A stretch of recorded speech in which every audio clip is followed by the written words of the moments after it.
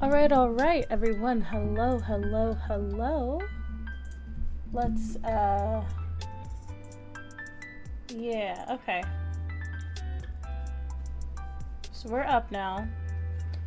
I'm going to turn this down just a tad.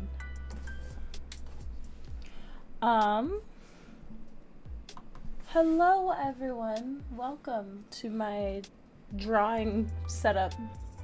I kind of didn't know where to go with this, but I have some lighting in the background that I like. I want to get better at lighting. I just don't have any like lamps or anything to put on my desk. So today we are going to get some art stuff done, but there's a couple things that I wanted to do as a warm-up before. I wanted to make thumbnails for the Subnautica series and the art series, or just art in general, because I realized since I started putting it up on YouTube, I should be using some thumbnails. So let's actually look at my own channel. And so yeah, Subnautica, and I'm just gonna leave these as it is. Subnautica and Stardew, that's the only other one. So let's do Subnautica, Stardew, and art. I am also actually going to pause this and catch up on, I didn't spell it at all right, the latest Izzy's videos, because I always enjoy her stuff and haven't been able to watch her videos in the last month or so, and I really wanted to do that. So it's going to be really, really low-key today, guys. I'm not really going to be talking that much because I don't really feel that great. Alita's all wonky. Why is Alita all wonky? There she goes. I changed the lighting in my computer. Anyway, I'm not going to really be talking that much. I'm just going to kind of be drawing. You can watch me do that if you want, but yeah. So let me go close my door because my dog opened it.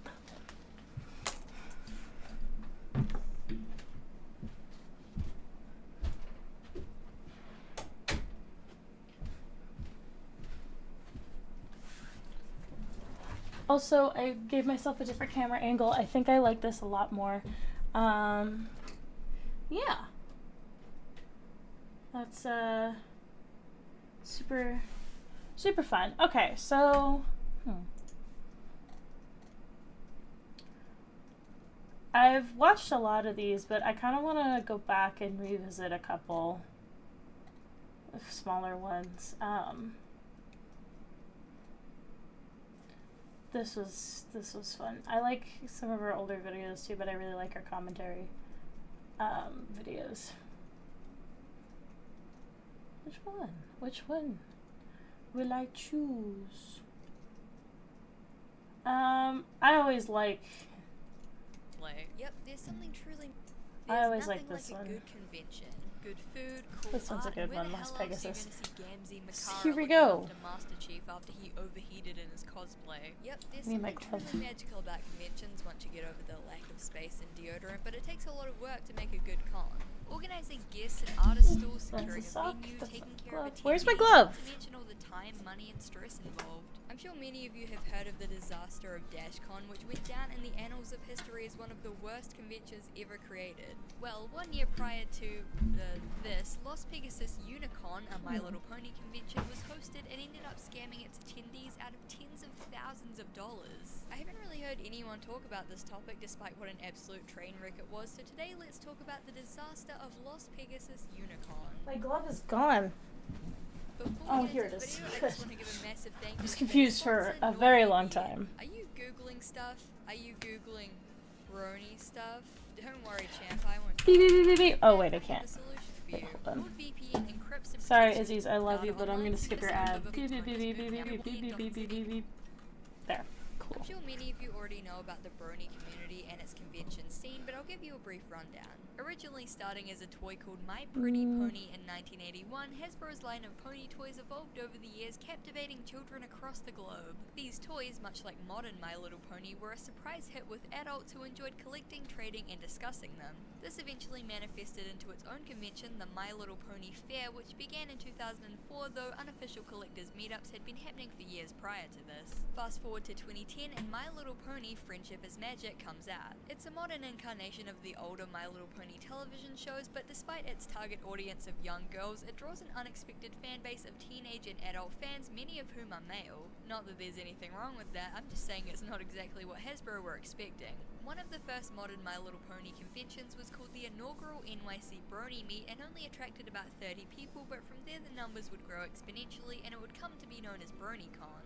BronyCon was by far the biggest My Little Pony convention, and if you want a more in-depth look at it, I highly recommend this video by Jenny Nicholson. However, BronyCon was not the only pony convention, not by a long shot. Midwest Brony Fest, Big Apple PonyCon, TrotCon, Everfree Northwest, Crystal Fair, Brony Expo, Fiesta Equestria, GalaCon, Brony Can, BabsCon, Chequestria, Sydney, LunaFest, UK PonyCon, HarmonyCon, Sequestria, and that's literally just scraping the surface. Needless to say, brony conventions were extremely popular and profitable back in the early 2010s, popping up in every country, city, and state. There was one problem, however. There was no My Little Pony convention in Las Vegas. Think about it, Las Vegas is the ultimate party destination, famous for its crazy nightlife, over-the-top extravagance, and staggering rate of gambling addiction. Vegas is one of Silence ad / J. Ready to relax and do homework while you draw. Yes, that's the ultimate goal of this. Yeah, so I'm not going to be, I think you heard that. I'm not going to be talking that much, which is kind of the point, so, yeah. Right now I'm building a Subnautica thumbnail to use for streams. I mean, bringing a bunch of bronies and furries to one of the most alcohol and drug-fueled gambling hotspots in the world, what could possibly go wrong? So in 2013 it was decided, and one couple took on the behemoth task of organizing the first official Las Pegasus Unicon. I obviously won't share their real identities here, I don't want to get anyone doxxed or harassed, but they were part of a small meetup group called Las Vegas Bronies, and many members from this group would join the con staff team.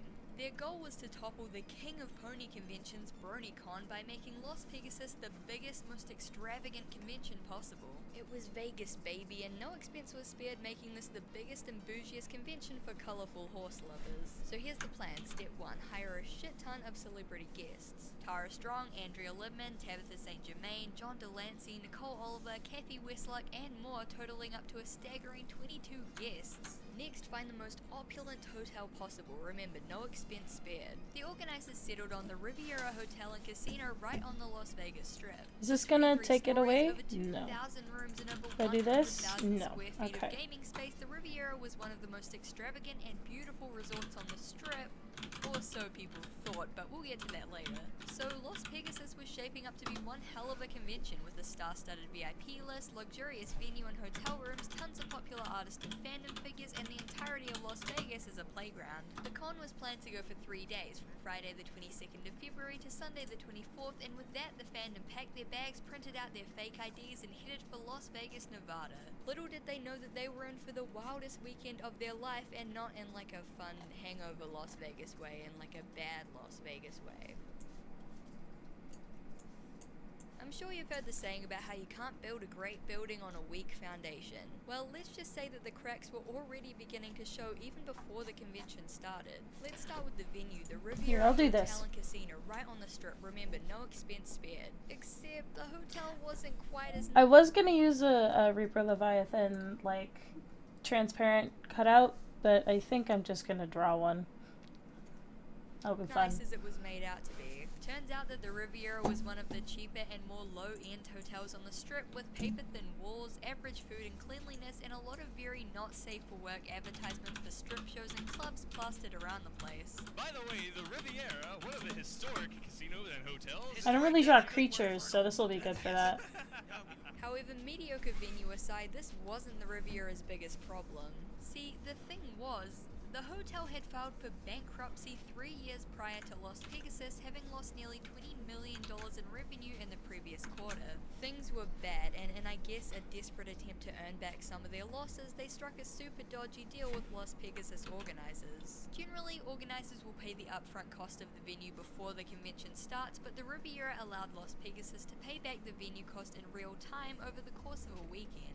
As a part of this deal, the Riviera would be offering attendees hotel rooms at a heavily discounted price, and keep this in mind because we'll return to it later. Las Pegasus literally had to make bank that weekend, and everything was riding on their attendance numbers. Early speculation and chatter had put the number of attendees at a whopping 5,000, though the organizers set the bar a little more realistically at 2,000. They got just a little over half of that. There's no exact number I can find anywhere, but most sources put the number at just over 1,000 attendees, which was bad news. Las Pegasus was already in the red with the Riviera Casino, not to mention all the money they owed to the 22 guest stars. So, in order to generate some more money, the organizers came up with unicorn bits. Yeah, literal hand-drawn Monopoly-style play money that the vendors and attendees would use instead of real cash. It seems that the attendees were forced to hand over all of their cash to the organizers upon entry, who would then give them a stack of unicorn bits to use at the Artist Alley tables. Similarly, the vendors at these tables would have to accept the play money and could go cash in their pony bucks for real human currency at the end of the con. Unfortunately for these vendors, they wouldn't be stacking up the bits like they thought they would because the Artist Alley was virtually dead. Bizarrely, on the first day of the con, the Riviera decided to put up a large wall splitting the Artist Alley into two separate rooms, so one side of the alley was completely hidden away and saw barely any traffic. They removed this wall on day 2, frankly I don't really know why it was up in the first place, but by then vendors were already stressed and panicking due to the extremely low returns that they were getting. Most sellers and artists were in the red, and with the low attendance it didn't look like they were going to break even. Meanwhile, even more trouble was brewing among the VIP guests. Many of them had waited at the airport for hours to be picked up by Unicon staff who never arrived, meaning that they had to catch extremely expensive taxi rides which were never comped. During the convention, celebrity guests walked around without bodyguards or escorts and by all accounts seemed chained to their autograph booths and very miserable. It's also reported that Tara Strong, one of the most popular VIPs in the Brony fandom, was served a dish with eggplant in it which nearly poisoned her. Well, I mean, it's not all bad, at least they were getting paid for this, right? There were also a lot of small problems which in isolation wouldn't be too bad, but combined they just added to the really disorganized and ramshackle feel of the whole convention. These problems include, but aren't limited to, prepaid meals not being delivered to attendees, only about 1,000 convention pamphlets being produced, meaning that only around half of the attendees would even receive one. In addition, advertisers paid over $3,000 for advertising space in these pamphlets. This is the official pamphlet for Las Pegasus Unicon, and not many people have this. The only people who have this are the people who came in the first day and were lucky enough to get it. Now what I'm doing here, and I hope all of you, I'm asking all of you to retweet this, share it around, please. This is for the people who have paid good money, really good money, to advertise in a convention that flopped. Not only did they not get their ad seen, they paid good money for it. The con didn't have nearly as many people as I expected to. Similarly, the con was gravely understaffed, meaning that the staff team was stretched so thin that security was basically non-existent. This meant that celebrities went unescorted and exclusive VIP areas were easily accessible by anyone regardless of what kind of ticket they'd paid for. Bizarrely, a drama ensued when a staff member witnessed Tara Strong's agent taking money directly from the cash box on numerous occasions. Multiple sources argued about whether he had been penalized for this, though later it was revealed that Tara had fired him, and it's unknown whether this was related to the theft. On Saturday afternoon, a fire alarm was triggered, interrupting a VA panel and forcing all of the guests to evacuate. The convention was reopened after about 30 minutes of waiting, and several news outlets caught the evacuation on camera.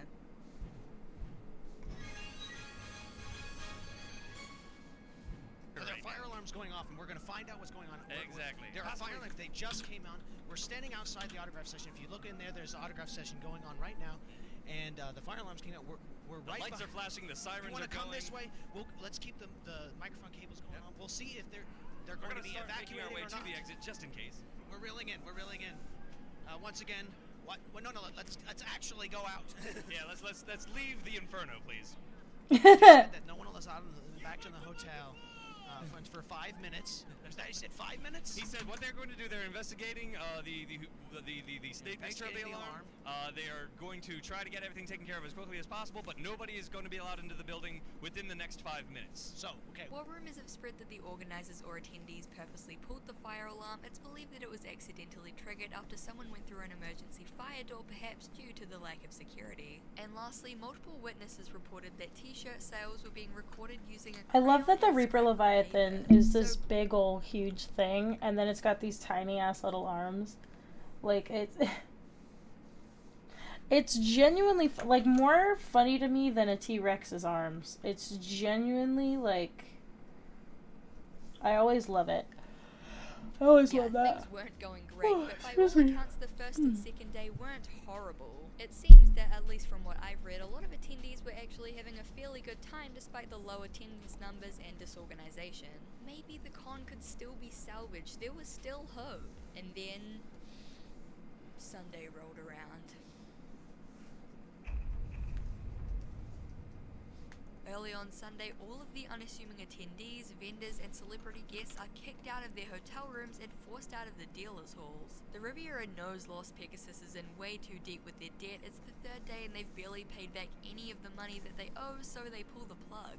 What's worse is that since they struck that deal to let attendees get their rooms at a discount and Los Pegasus has not kept up their end of the bargain, the hotel is now charging attendees full rates. So instead of waking up to a below average Riviera breakfast, attendees were waking up to hotel bills of up to $1,000 for their rooms. Not only were these guests being charged for hotel rooms that they thought were comped, some of them were being double and triple charged by the hotel. Things are getting desperate. According to one of the staff working on the third day, it's an absolute frenzy with security running around, vendors desperately trying to hawk off their stock with fire sales, and staff members interrupting panels to beg for donations. It's chaos, and even the attendees who had been fairly unaware of all the strife behind the scenes were beginning to catch on and freak out. The celebrities are pissed, the staff are having nervous breakdowns and panic attacks, and the hotel is beginning to kick vendors out of the dealers' halls and even supposedly take their stock as compensation.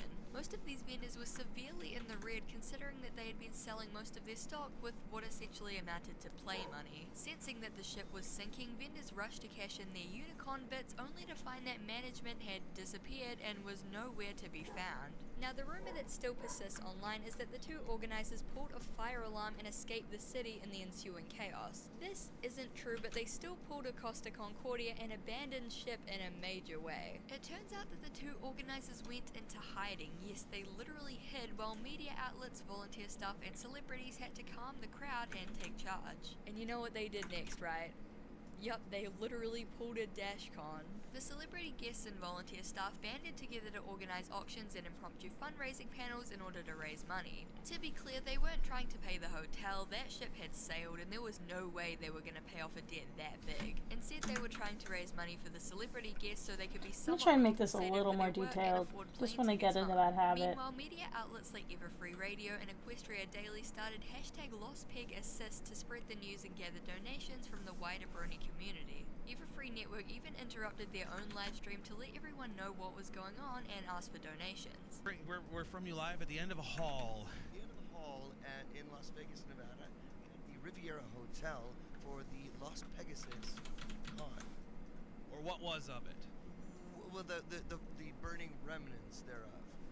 Yeah. I like these guys. obviously we interjected on the stream. She plays Doing their it for very important news thing a couple of times. They're This is something fun. we didn't hope we didn't have to do, but it's something This we is have like to one do of my for the sake of favorite video to transparency. fall asleep to You know, for some reason. Today has been by far the most chaotic day I've had as a brony. By far, we've tried to salvage this event I love that as best as statement. possible. We're not taking this money and pocketing this money or anything like that. What we're doing is trying to make sure people who need to be paid for what they did are paid. The money that's been donated, the money that's been given for this cause have not been going. It's not been going directly to the convention itself. It's been going directly to the agents and to the VAs and to the writers. That's where it's headed. Yeah, I like that. For I all those like. people who have donated, thank you very much. You are the epitome of what this community is all about. From there, news spread throughout the Brony community, and miraculously they managed to raise about $12,000. This meant that thankfully most of the celebrity guests were able to fly home after this disaster of a weekend, and the Brony community celebrated #LostPegasus as a testament to the strength and kinship within the fandom. But then a bunch of other stuff came out and it got even worse. So with the weekend over, the Brony fandom was in shambles over this disaster of a con. Guests had lost hundreds or even thousands of dollars after the Riviera Hotel had drained their bank accounts to pay for their rooms, but it turns out that they had done this at the request of the Lost Pegasus organizers. Seeing the huge sum of money that they owed, which has been estimated at around $150,000, the organizers supposedly asked the Riviera Hotel to start charging attendees for their rooms so they could put that money towards their debt. The organizers tried to dispute this in a statement they made after the con, which we'll touch on in a minute, but multiple witnesses spoke out and claimed that they saw it happen themselves. Saberspark, of all people, wrote on Twitter, quote, "At Lost Pegasus Uni, bullcrap. The Riviera was told by the organizer to charge the guests for their stay. I saw the paper that said so with my own eyes." After people began to realize just how involved the organizers were with the mass exodus, Food time! they Okay. began to look into their history. My father has brought me food and I'm very grateful, so I'm going to go eat. I'll take a brief little intermission. I like this. I like the way that this is going. I feel like it's fun to do a little warm up. That's going to look really cool once I color it. Yeah. I'll be back. Let's do that. And, oh, I really like this lighting. It shows up a lot better on my PC than it does in Twitch for some reason, but yeah. Okay, I'll be back.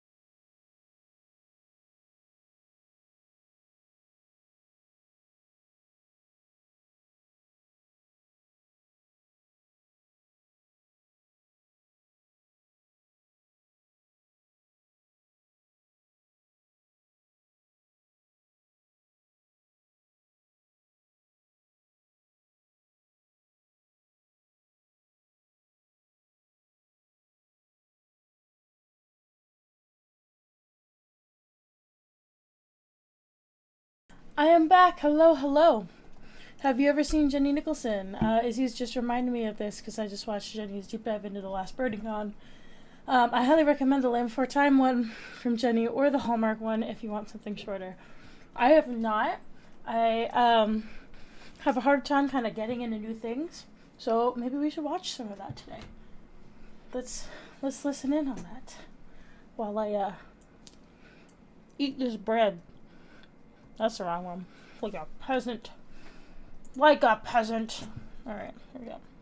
Yeah, these people were dodgy as hell. It turns out they had a track record of super shady behavior, and keep in mind this is all alleged. There we There's go. no way to confirm that any of this is true, so just take it all with a grain of salt. One of the organizers was supposedly an exotic animal handler, possibly illegally, and married her current husband the same week that her previous husband died. They frequently played in gambling tournaments in Vegas and owned multiple shady and possibly illegitimate businesses, including a psychic reading service. Lastly, they supposedly went by a number of aliases both online and in real life. As I said before, I don't know how true all of this is. Some of it seems very overly dramatic, so it could just be rumors, but regardless, that background check was enough to raise suspicions about the organizers' true intentions. Some people just believe that they were an inexperienced couple and over their heads, while others believe them to be malicious scammers who took the money and ran. And to be clear, they did literally take the money and run. It's reported that they stole over $40,000 in cash before disappearing to never be heard from again. I'm not too sure where they got this money. Some sources say it was from door Similar sales, vibes to fundraising, Sarah and Z and other Izzy's. companies. Yeah, I haven't seen Some Sarah Z sources either, put but the number a little bit lower, I but I can't be 100% I know sure. I've heard a There are little rumors bit that about the her. two literally fled the country after this happened, but I haven't really seen any concrete proof for that, and it kind of sounds like another rumor, so I'm not really sure about that one. They would, however, re-emerge one more time after the convention before fully disappearing forever. On the 28th of February, 4 days after the convention, Las Pegasus staff and organizers issued a statement on their website which just raised more questions than answers. Well, at no point did we abandon Unicorn. At about 2 AM Sunday, we realized that events had escalated beyond what our experience and staff could manage, and thus effective management was transferred from us to Everfree Network. At this point, we were grateful for the willing assistance from our fellow bronies and had long since discarded any thought of recouping our personal losses into the goal of giving the best time to the attendees that were there on Sunday. We did our best to help these more experienced folks salvage the convention, and many crises were averted with their guidance. However, when it came to monies, the hands of the Stars agents were constantly being filled, whether it be from autographs, auctions, or personally removing t-shirt sale money from the cash box. Due to the chaotic nature of the con at this stage of the game and a complete and utter refusal of the agents to sign records, an exact ledger of what was received by the agents on Sunday is impossible to produce. Despite these claims that the celebrity guests were paid throughout the weekend, many flocked to Twitter to claim that their checks had bounced and they had gone unpaid. Daniel Ingram, one of the show's composers, wrote on Twitter, quote, "Yup, the deposit check from at Las Pegasus Uni just bounced. Thanks, organizers. #white trash." Similarly, Tara Strong wrote on her Twitter, quote, "Hey at Las Pegasus Uni, please stop saying you paid the talent, your check bounced. I have not been paid a dime. You ruined it for all first year cons." And this was a big concern within the fandom. Both the show and its huge adult fandom were kind of in their infancy, I'm eating bread. and Hasbro was still very uneasy about the whole thing. They'd been tentatively allowing writers, crew, and voice actors to attend these conventions, and for the most part things had been going really well. Las Pegasus, however, put all the other Brony conventions in jeopardy as many VIP guests, including Tara Strong, swore that they Get would that never bread. attend another one. Because of the collapse Get that of Las baguette from Pegasus, Panera. the European Pony Conventions Union was formed to create a recognized standard for pony conventions in Europe. The goal was obviously to avoid another train wreck convention that would reflect badly on the fandom. Obviously, we now know that Brony conventions would go on to become more popular than ever in the following years, but there was a point in time where Las Pegasus truly marked the end of Brony conventions as we know them. So that leads us to one final question. What went wrong here? Why did this convention fail so catastrophically? Alright. Well, there are lots of Bread reasons. finished. Firstly, Let's the get back to organizers work. just went way out of their depth for their very first convention ever.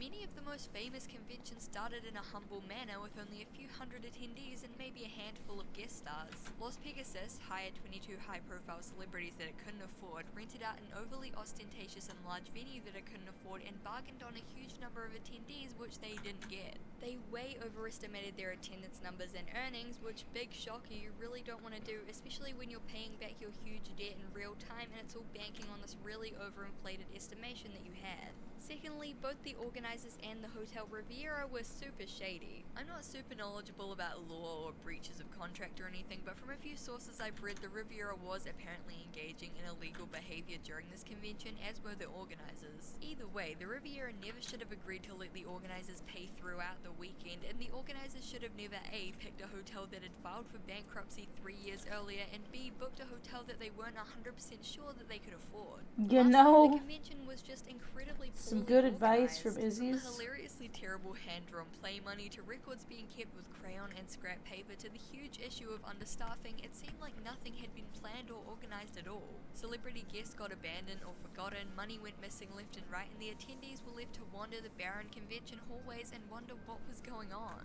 The organizers were too busy trying to pay off their debts to focus on the con, so the overworked and stressed out volunteers had to do their best to run the entire convention, which obviously collapsed when the Riviera started forcing people out and charging room fees. Do I personally think it was an intentional scam all along? Not really. From what I've seen personally, I think that they did set out to make a good convention, but they were just blinded by their own arrogance and confidence in their own ability to see that they were just in way over their heads. However, whether their intention was to scam or not, the hard reality is that they stole thousands of dollars and abandoned their own convention as it was imploding, leaving unpaid volunteers to put out the fire for them. They also deleted their entire website a few days after their statement and have never been heard from since, so what they did was incredibly immoral if not illegal. Overall, to me, it just seems like everyone came out of that convention much, much worse than when they went in. Vendors lost hundreds of dollars of stock with nothing but unicorn bits to show for it, celebrity guests worked as unpaid autograph factories, and attendees had their banks drained by the very hotel. Yeah, I like that. I've seen Never mind. some onlookers and attendees wax poetic about how it taught them about the kinship of man, and it brought the community together, and it showed so much solidarity, so I mean, I guess in a weird way some good did come of it. Despite the fact that it was like a massive mess and a lot of people were really put out, a lot of people said they genuinely had a really great time, they met friends, they had a fun convention experience, so you know, it wasn't all bad. If you were around at this time or you attended Las Pegasus, definitely let me Thank know. you. I really wanna I'm know glad more it's about this. satisfying. I wanna know your I experience, don't. if you went, what was it I'm gonna like? pause this real quick. To talk about that. When I line, I've learned that I tend to go very heavy-handed. Well, I've always known that. Like a good example of that is like when I was in kindergarten, I would write so hard on the paper and so big that I had trouble putting spaces between my words. So I figured out that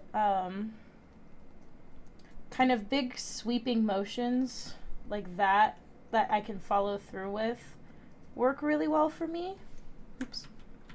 And trying to connect my lines as much as possible and then going back and refining them with the eraser, and having a smaller brush size so that I can do kind of, what's the word? More, what is it? What's the word I'm thinking of? What is the word I'm thinking of? Thicker lines. That's the word. I don't know why I couldn't remember the word thick. But, and thank you. Thank you for saying it looks good in my style. I think it looks really nice in yours as well. Especially because you know how to do, go look at Rainbow's art, by the way. Rainbow Puffles. On Instagram. I believe that's your Instagram. If you're not, you can plug yourself in the chat because you very much deserve it if you would like to.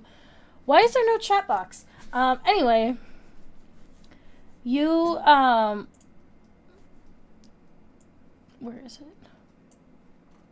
Do a really wonderful job of angles, and I think that really works out in your style really well.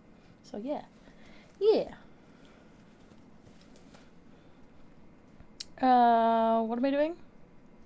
Play. Like, was it like as crazy as There we you go. made it out to be? I genuinely want to know, so if you did go, definitely let me know down in the comments. If there's any lesson that we can take away from this situation, it's bronies, am I right? Also, See, they things literally like blew up this the Riviera in tend to happen, 2016, and so you gotta learn to in a weird modulate way, a little bit.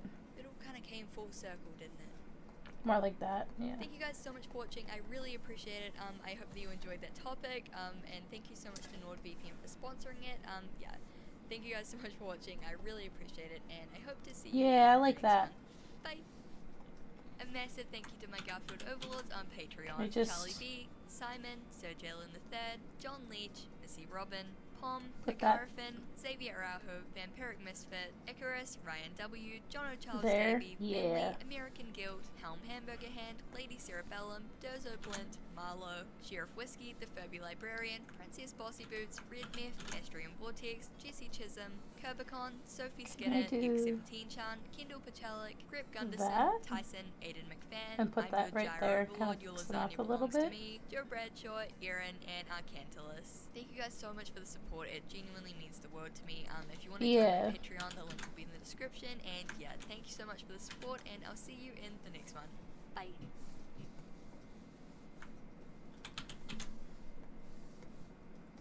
Yeah, that, you know what? That's what we call, oh, where'd the other one go? In 2014, a Kickstarter project is launched. Dark Skies, an epic brony dating sim. Brony dating sim with deep RPG elements, 100 plus gameplay hours, and gorgeous artwork.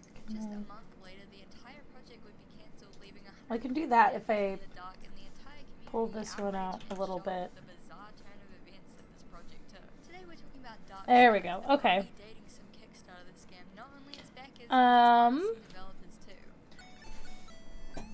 I love this video, but I don't want to listen to this one right now. I want to listen to this one because it's nice and long, and I love this video a lot.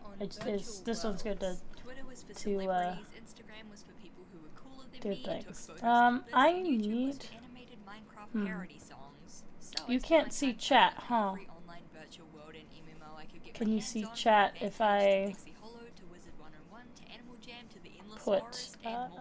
But these were all eclipsed by one titan, one kingpin, the pinnacle of gaming as we know it. Yes, today we're You talking can about s- everyone's Ooh. favorite and most nostalgic online world, Club Penguin. From the history of the site to all of its iconic and nostalgic moments to its downfall and all Why of the can't you bizarre drama that see? ensued. The Club Penguin that many know and love is Odd, actually it's just the tip of behind the everything. iceberg, pun Why is intended, chat and the behind story everything? is actually pretty dark at points and filled with bizarre scandals. So settle down in your igloo and grab your puppy. There it because is. today There's we're talking chat. about the rise There's and chat. fall of Club Penguin. Cool. Believe Before you we get can into see things, I that just wanna now. give a huge thank you to Casetify for Chat sponsoring wants to this be hidden. video. It's I just wanna you in thank chat right Casetify now, for so again. chat's I like, love no, working your with these guys degeneracy because is they not make welcome super here. customizable and super And tough I'm phone joking. I'm cases. joking. I got some brand new Very ones much here. I've been joking. using this unbothered moisturized cat case for a while, which I'm Also, yeah, obsessed Club with, but Penguin I've was also my got some other really favorite awesome thing. designs. Sorry, Izzy. Don't let Skipping your ad. I already used your code, so it doesn't do anything for me. Oh, you're right. You're hiding. Hi, date. I'm drawing a Reaper Leviathan right now. While I generally associate Club Penguin with the late 2000s to the early 2010s because Oops. that's when I played, development on the game was actually in progress as early as 1999. In a 2011 development blog post, Lance Preeb of Rocket Snail Games reflected on the very earliest ideas for Club There, Penguin. this, that's in what I the winter need. of 1999, Lance decided that he wanted to make a multiplayer strategy game with penguins, and so, wanting to start slow and test the core features, he developed a rudimentary game called Experimental Penguins. This game laid the groundwork, and looking at the models, the early traces of what would eventually become Club Penguin are very clear to see. To be honest, I don't even know why they changed the models from this. You know, you can't improve on perfection. Experimental Penguins allowed the player to name their penguin, chat with other players, and explore a simple world with just 4 rooms. Lance No, was it's not surprised Mommy at just how Leviathan. successful It's Experimental Penguins was, and maybe Reaper a little Leviathan. bit too successful because the game had to shut down just a year later due to the huge server costs. Unfortunately, it's not Mommy Leviathan. New Horizon Interactive and Rocket Snail games, but we'll get to that later. By 2001, I Lance think- was working on a real-time strategy snowball game called Snow Blasters, whose logo looks suspiciously familiar. He'd been asked by multiple companies to There we create go. character chats for their games, so eventually he decided to return to Experimental Penguins and create the next build using all that he learned. This new build was called Penguin Chat That's and kinda launched in funky. 2003 with plenty Oops. of familiar features like snowball throwing, emotes, and chat balloons. By Yeah, 2004, this just a year is. later, We the need to game had name over a Reaper million total Leviathan. plays, and seeing that Rocket We need to Snail give might the just have Reaper a hit on Leviathan their a hands, name. Lance decided decided to continue development on Penguin Chat, which he renamed to Club Penguin because, Fluffy. quote, That's his "Everyone name wants now. to be His part name's of a Fluffy. club." The This is only Fluffy, problem everyone. was he Say was hello only to working Fluffy. part-time on Fridays, and with the resources and development time he had, the game was set to come out in 2010.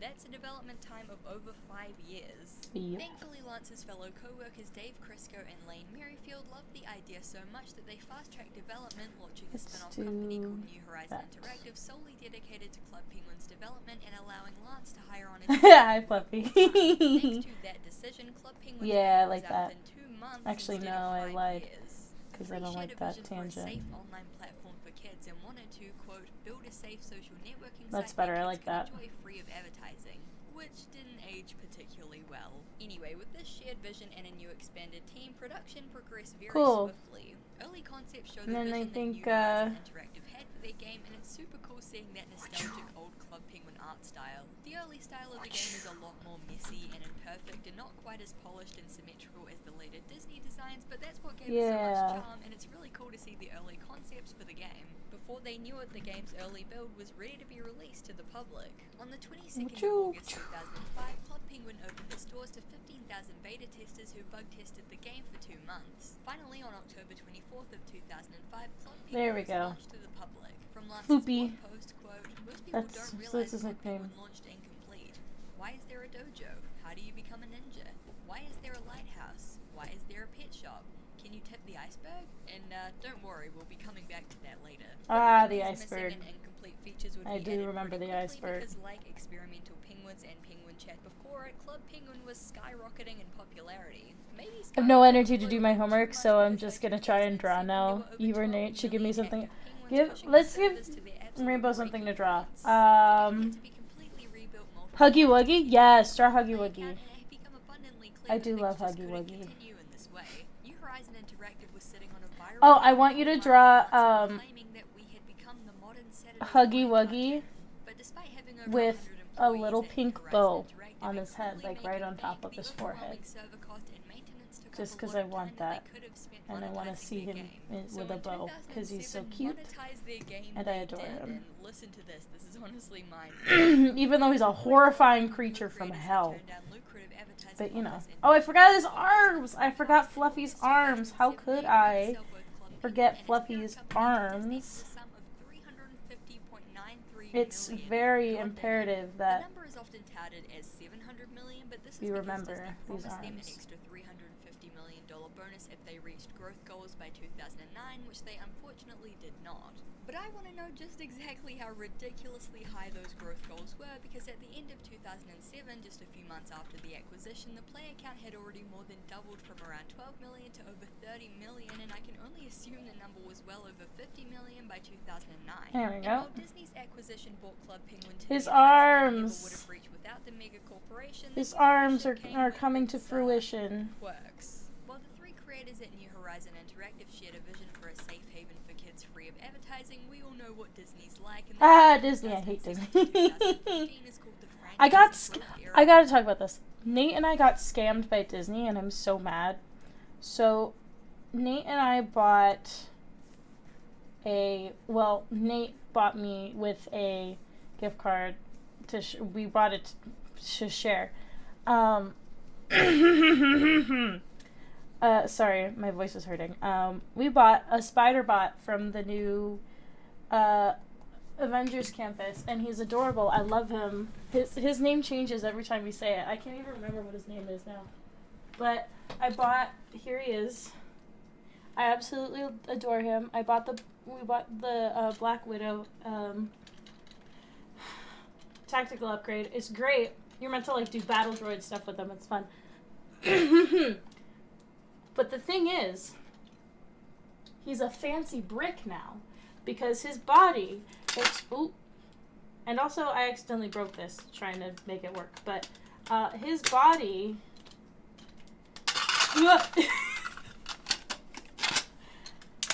his body is too heavy for the motors in his legs to support him, so he just doesn't move. He just I can't show it to you, but he just sinks to the ground. And then, yeah, his name is now Johnny Flumpsworth III, Jr., Sr. That was not his name before. It was like Jeffrey Pickles something or other, but it changes every time. But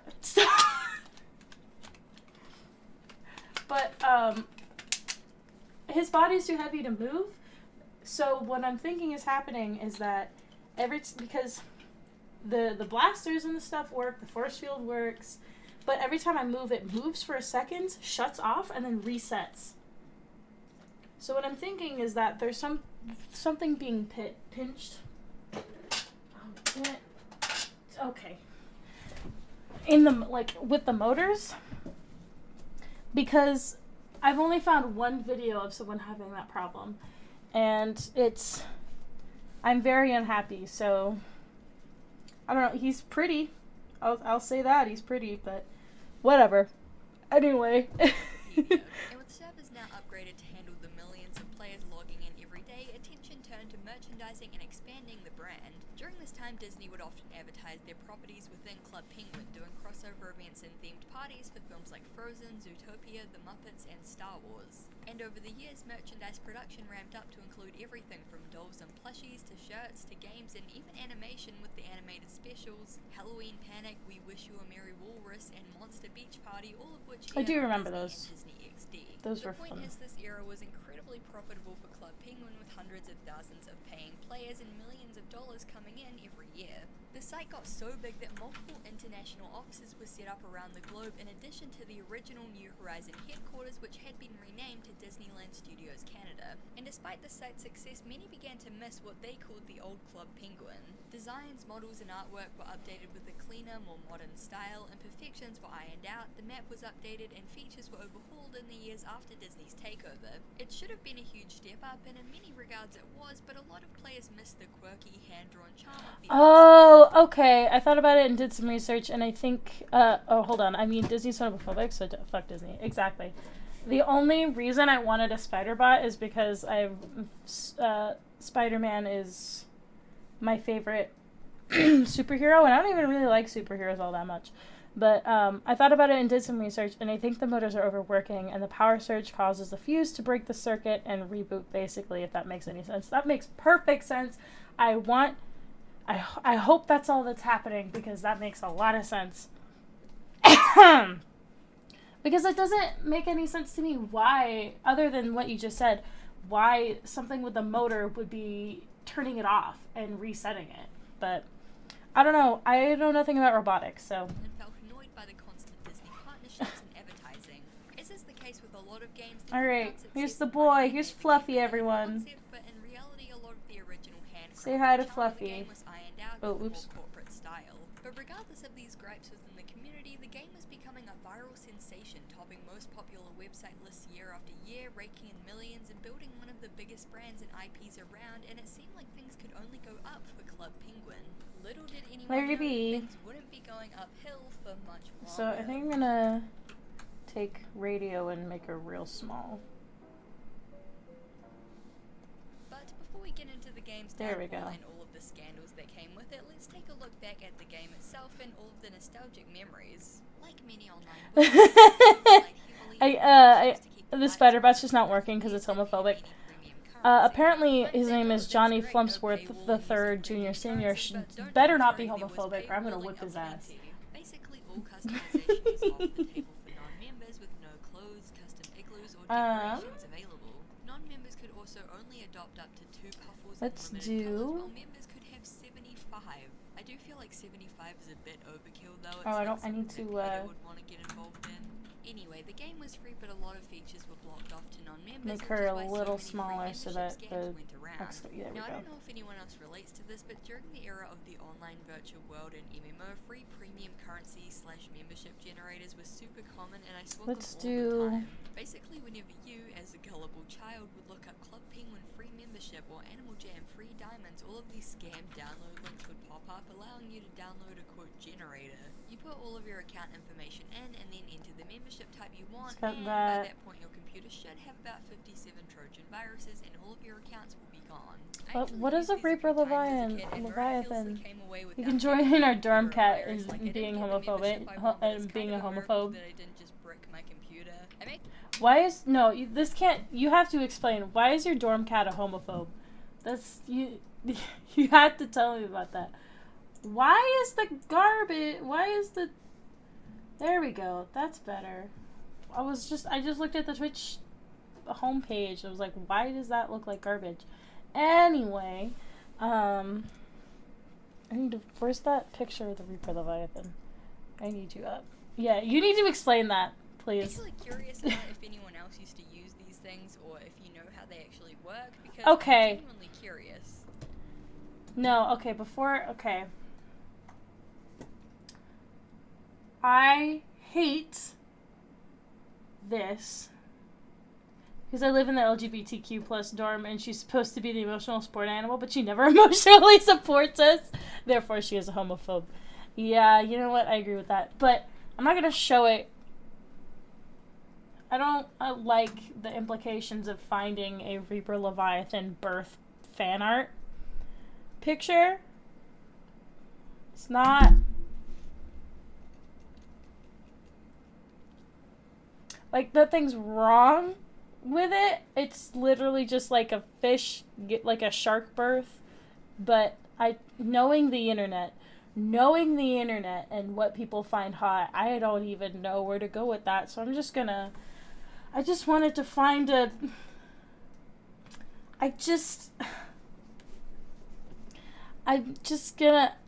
I don't know. I don't know why somebody drew it. I'm just gonna Anyway, not. I got the free membership that I wanted, but I did it I'm just gonna not. the legit way, and I can confirm the features were pretty unfairly paywalled against non-members, especially with clothing. And speaking of memberships and not being able to afford clothes, let's take a look at some of the most iconic areas from the game. That might seem like a non sequitur, but I'm about to talk about the ski area and tour guides, and if you know, you know. So the tour Reaper guide Leviathan project is more was started in blue, 2007 actually. as a way to help new players find their way around the map. A tour guide stand was set up in the ski village, and I like players with that, accounts but over not 45 completely days old who blue, could more complete the like tour guide quiz could become guides themselves. that. Why does this matter? Well, let me tell you. It's And because then you can get a free hat. a free. I remember that. Super hard to come by, and options were Bonk, ridiculously bonk, limited to like bonk, one or two items. So bonk, rather than giving tours and helping fellow players bonk. out, most people became tour And guides just then to get a free hat. The only reasons I ever went to the ski area was this to is try and more give people tours until bonk, giving up bonk, when no one was interested. bonk, and and to play bonk. sleek And racing, then this obviously one is of the best like minigames.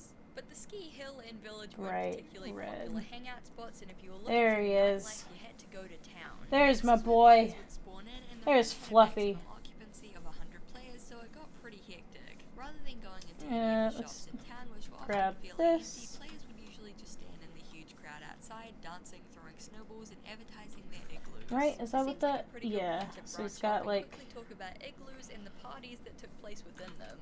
See, Club Penguin had player housing called igloos, and while obviously the plebeian non-members got a simple, small, and barely customizable That's igloo, not like members that. could upgrade to far larger and more flamboyantly decorated homes. So what do you do when you have this decked-out house and no one to show it to? Oh no. Throw a party. Nate, use your mod powers to erase that from our brains. I'm sure you could do that, Slush J. I love that. I love that. Yeah, Nate, I don't pay you, but what do I pay you for if not to erase internet stuff from our brains? What do I, I mean, you do this out of obligation, so. Alakazam. Alakazam, Alakazam, it is now erased from your brain. I love that. I love that. And if you had a puffle that wasn't just the non-member blue or red one, you were a certified badass. I think I got like a puffle, like a purple puffle from buying a plushie that I gave away. So pretty much every time I logged on, there'd be a little "I'm running away" note in my igloo. R.I.P. like 20 blue puffles. I hope you found a better life out there somewhere. Club Penguin began coming out with physical puffle plushies and keychains when the store opened, and a lot of these plushies would include a code to redeem a puffle in game. I honestly like the old plushies better because once they started adding custom faces to them, yeah, this is just slightly uncomfortable. There is one thing I forgot to mention about the pet shop. Pookies. Pookies were baby. Oh, I was not there for any of this, Okay, and I'm glad. I'm just struggling to say this. Moo-moos and Duddas were parents.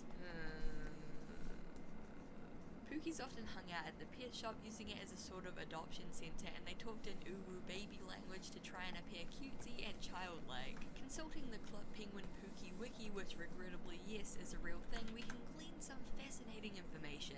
Quote, Is it fascinating? Is it fascinating? Pookies I think you, Nate. I wish I had a puffle so I could pretend that I'm not a fraud with your name. You know what, though? You... The puffle you were aiming for is, like, almost impossible to get, so no one's a fraud. Why haters may hate Pookies? They hate them for no reason. Oops. Sometimes divas will report people who don't adopt them or who say there's no more room in the fam. Some Pookies might Oh, regret God. they have secrets when they are adopted, such as being half mermaid or being some kind of monster. To sum it up, horrific. Exactly. Just horrific.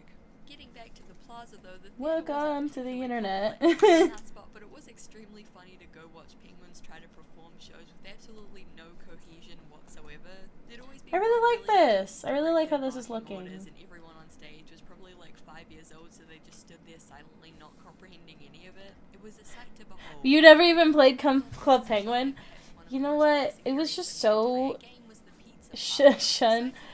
It was just so ingrained in all of our brains. I believe all of us believe that we played it at some point or know exactly what it was about. Uh-oh. No! Okay, I hate when this happens. To take it all the way over here, click around, and then bring it back to my tablet. Yes, the pizza parlor was where the magic happened. Here, we used to get dates, rob the place, argue about who's the boss. Ah, the memories. My childhood, I remember pretending my penguin was a waiter. Why don't I I just, used to like... rob this place and ran away from the cops. Memories. Someone else just stand in the corner and spam the sad face. These are all comments left on the extended pizza parlor music track called Charlie's Hair. This track is certifiably iconic, and when most people talk about nostalgia for the game, this track is most certainly included. Yep. The tune set the mood for the penguins who would come here to go on dates, roleplay as waiters, and even spam the sad face in the corner. I just like the Think about game. Club Penguin nostalgia, well, I think about the pizza parlor and all the weird but fond memories I have there. But enough of that sappy stuff. Where do you go when you want some serious, heart-racing, card-playing action? Well, the dojo. The dojo! Card Jitsu was I love the a simple dojo. card game playable at the dojo under the tutelage of the sensei NPC and allowed players to rise up in the ranks by earning belts. It was by far the most I'm a fraud. You're not a fraud. You're just... You're stealing like an artist, that's what it is. I swear the economy of this game just revolved around non-members scrounging for whatever items of clothing they could get their hands on. Exactly. Card Jitsu was so popular, in fact, that it spawned a real-life trading card game, one that I actually collected in real life. Granted, I never wasn't got to, alive for the like, yard collect sale and any of mainly that bought them stuff because they my were parents were Club like, this is a Penguin, not waste of because they time understood how and to play, money. but looking into it, they play pretty much exactly like the in-game version And of they were Card not Jitsu. wrong. It's pretty neat, and it's nice Okay. to have them as kind of a collector's item, even if they Coloring are probably sitting in a dusty box somewhere. In is terms of not the rest of done. the game, a lot Right? of weird No. surfer girl role plays at the beach. The minecart game remains supreme. The underground pool was the best hidden room. The snowballs It were was. redundant because it was much funnier to annoy people in town with snowballs. And the jetpack game at the lighthouse was another certified Oops. classic. But we're not here to talk about any of that. Oh no. You see, there's Oh, I put this all on the same layer. You know what? It's fine. touched on yet. That's right, the Iceberg. Now, when we talked about Animal Jam, another classic online world for kids filled with drama, we Oops. discussed the bizarre creepypasta community that formed around it and all of the myths and legends in the game. Unfortunately, Club Penguin's urban legend scene isn't quite as spooky as It bans me from being a fraud and never playing Club Penguin. Yeah, I would never. I was a Webkins kid. You know what? I never had Webkins. I never had anything interesting. I'm not even gonna talk about my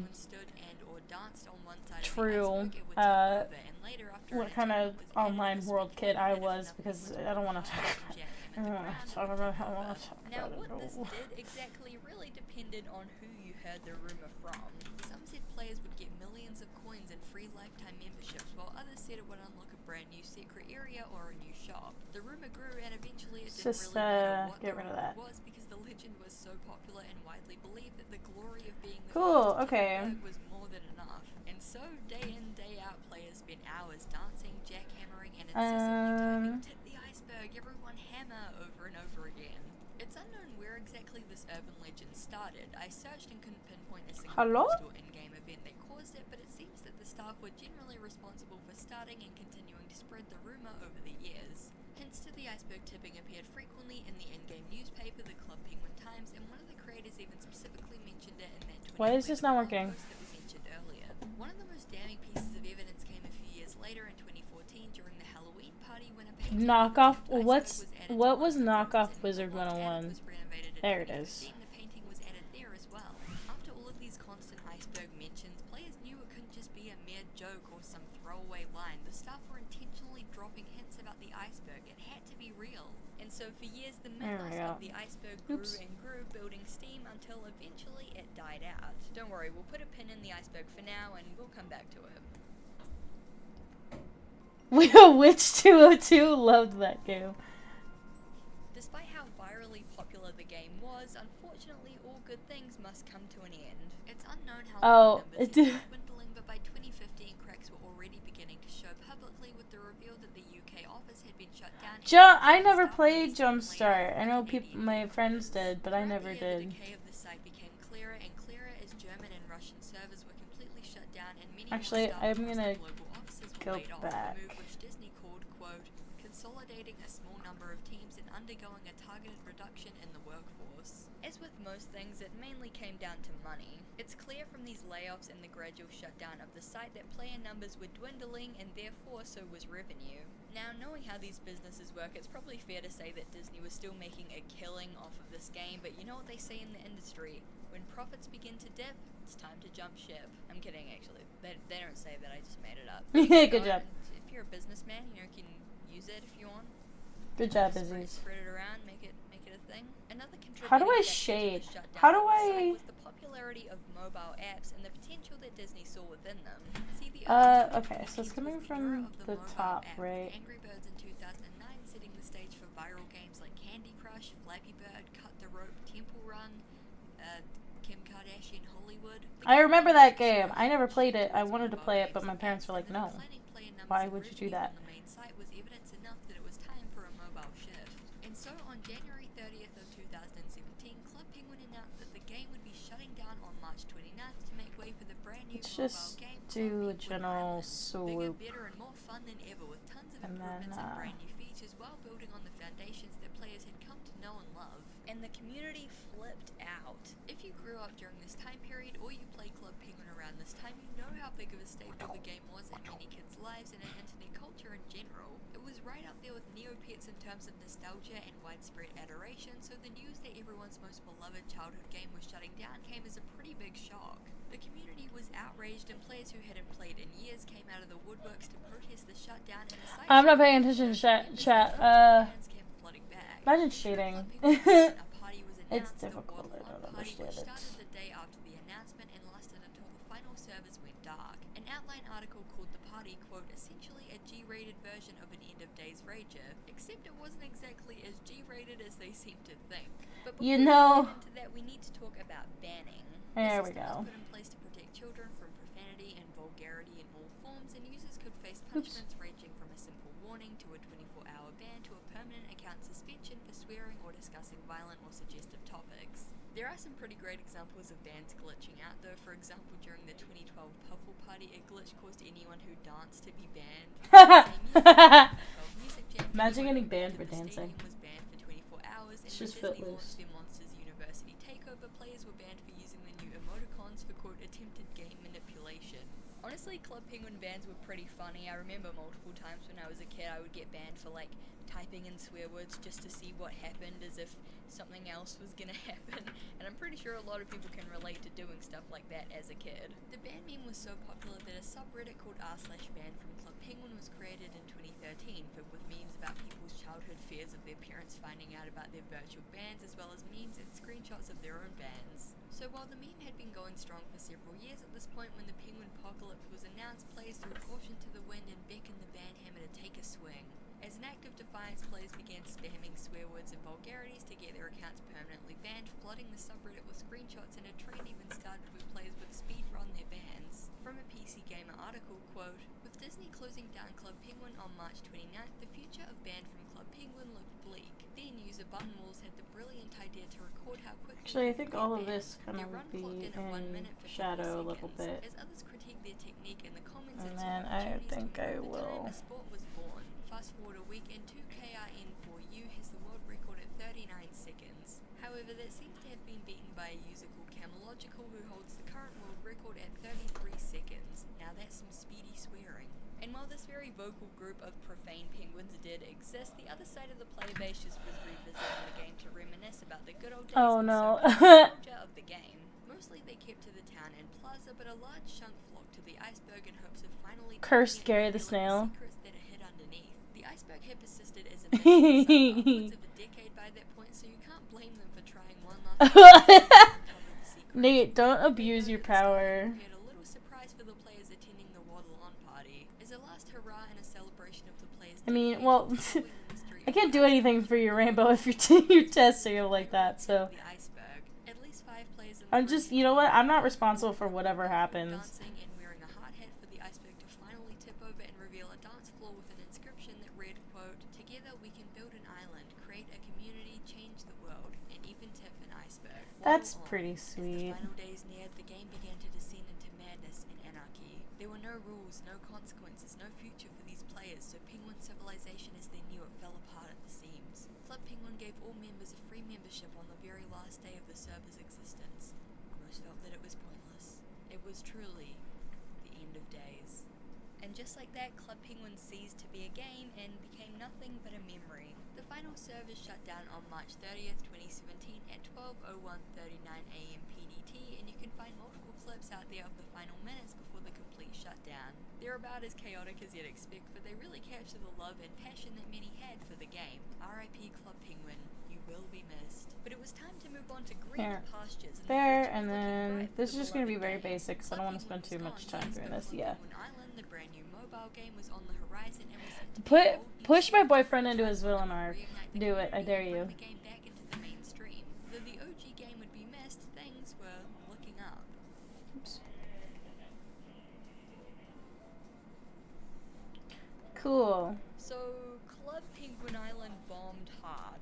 Users felt that the game was a huge cash grab and even more egregious with its pay-to-play elements And than before, then not to mention just feedback that the game was boring and lacked the spirit of the original. The classic Club Penguin charm was gone, and while the original didn't shy away from advertising crossovers and pay-to-play elements, Club Penguin Island took things to a ridiculous degree. Allegedly, during this time, Disney was hugely scaling back their game department as well. A Reddit comment on the topic reads, quote, "Disney completely gave up on games. They shut down their game department/studio, and CPI was pretty much the only game in there. Disney is using third-party game studios to create games, which they've done for things like Emoji Blitz." Now you may be saying, well, Izzy, this is just a random Reddit comment, those hold about as much water as a pasta strainer, but there's actually evidence to back this up. Multiple articles from 2016 detailed the shutdown of Disney Oh no, Interactive you and timed out. following the failure of Disney Infinity, You which timed out eventually Rainbow. Why did you production time out games outsourced Rainbow? work to outside development companies. Mad. This is also backed up by the fact that all of those successful spin-off Club Alright, Penguin cool. mobile apps cashing in on the mobile trend were removed Bonk. from the App Store in the lead up to the original Club Penguin So I think shutdown. So behind, why exactly, with no games division I'll and dwindling do. staff members, did Disney I'm just think it was a letting good this idea happen to because release I'm Club not. Penguin Island? I'm drawing. Well, I'm that's a mystery that I focusing. can't answer because it kind of baffles me, and Club Penguin Island was shut down the year after its initial release. Rumors spread that the marketing department had been fired before the game released, though these are unsubstantiated, and regardless, I don't think marketing would have made much difference. The game was lackluster, reviews were mixed to poor, and I can't imagine player counts were soaring into the tens of millions like they used to back in the golden days.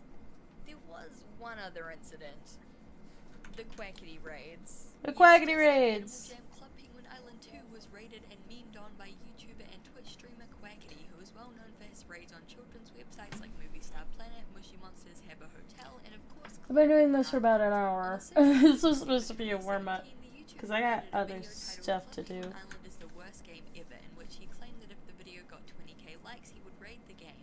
With over 104,000 likes, it's fair to say that the video hit its goal, and so the raid was carried out on January 13, 2018, and was streamed on Twitch. Quackity urged all of the raiders to get the 7-day free membership trial in order to wear the Mike Wazowski suit, as a Monsters University collaboration event was taking place in the game. However, it appears that the moderator the free trial before the raid started became a huge point of contention, as raid put in the timeout corner. Island and Disney This house is a decided to nightmare. trial. The setback didn't stop the raid though, and as Quackity joined the game, It'll be in the thousands timeout followed chair James next, to the and limit it's in the as corner. penguins and Oh my God, microplastics Rainbow, flooded you through. better After only be. 20 minutes of You raiding, better be players careful began with to what return with what you say surveys next. you know, over 8,000 All right. players were trying to get in, and the servers then crashed. A few Twitter hashtags and a lot of angry Club Penguin Island players later, and the raid was officially declared a success, but it wasn't over yet. not Let's by a long do, shot. While and Club Penguin then Island was picking up the pieces from the white, last raid and trying to keep their struggling game afloat, edge another attack was color, being planned, this but time carried out actually on do September purple, the 1st, and then 2018. This time over 28,000 people took part in the raid, all directed to colour their penguin the quote ugly piss colour, and Quackity struggled to log onto the game and stream due to the crowded servers. After spamming the phrase in-game, raiders got the Twitter hashtag #BissOnMickey trending in the United States and got Club Penguin Island trending on Twitch, but the moderators weren't going down without a fight. They began emptying the servers and disabling the chat feature, and due to the spamming on Twitter, many raiders found that they had been blocked by the official Club Penguin Island account. The raid eventually came to an end after Quackity felt that the game had been satisfiably broken, and the staff were once again left in the wake of the Edge destruction pen. to clean up the mess. Now, I'm not saying this raid was responsible for shutting Club Penguin Island down, but I have to say that the staff team must have been wearing very thin at this point. The game's numbers had been dropping for a while, and the only spike in players was when a bunch of people piled onto the server to troll and try and break Cool. the game. It's gotta be a brutal feeling. And so it was Oh announced no, in September oh of 2018 no. that Club Penguin Island would be shutting down in December of that year, and Disney would be retiring the Club Penguin brand. In a blog post, Damn, I can't be gay and homophobic in this chat. SMH.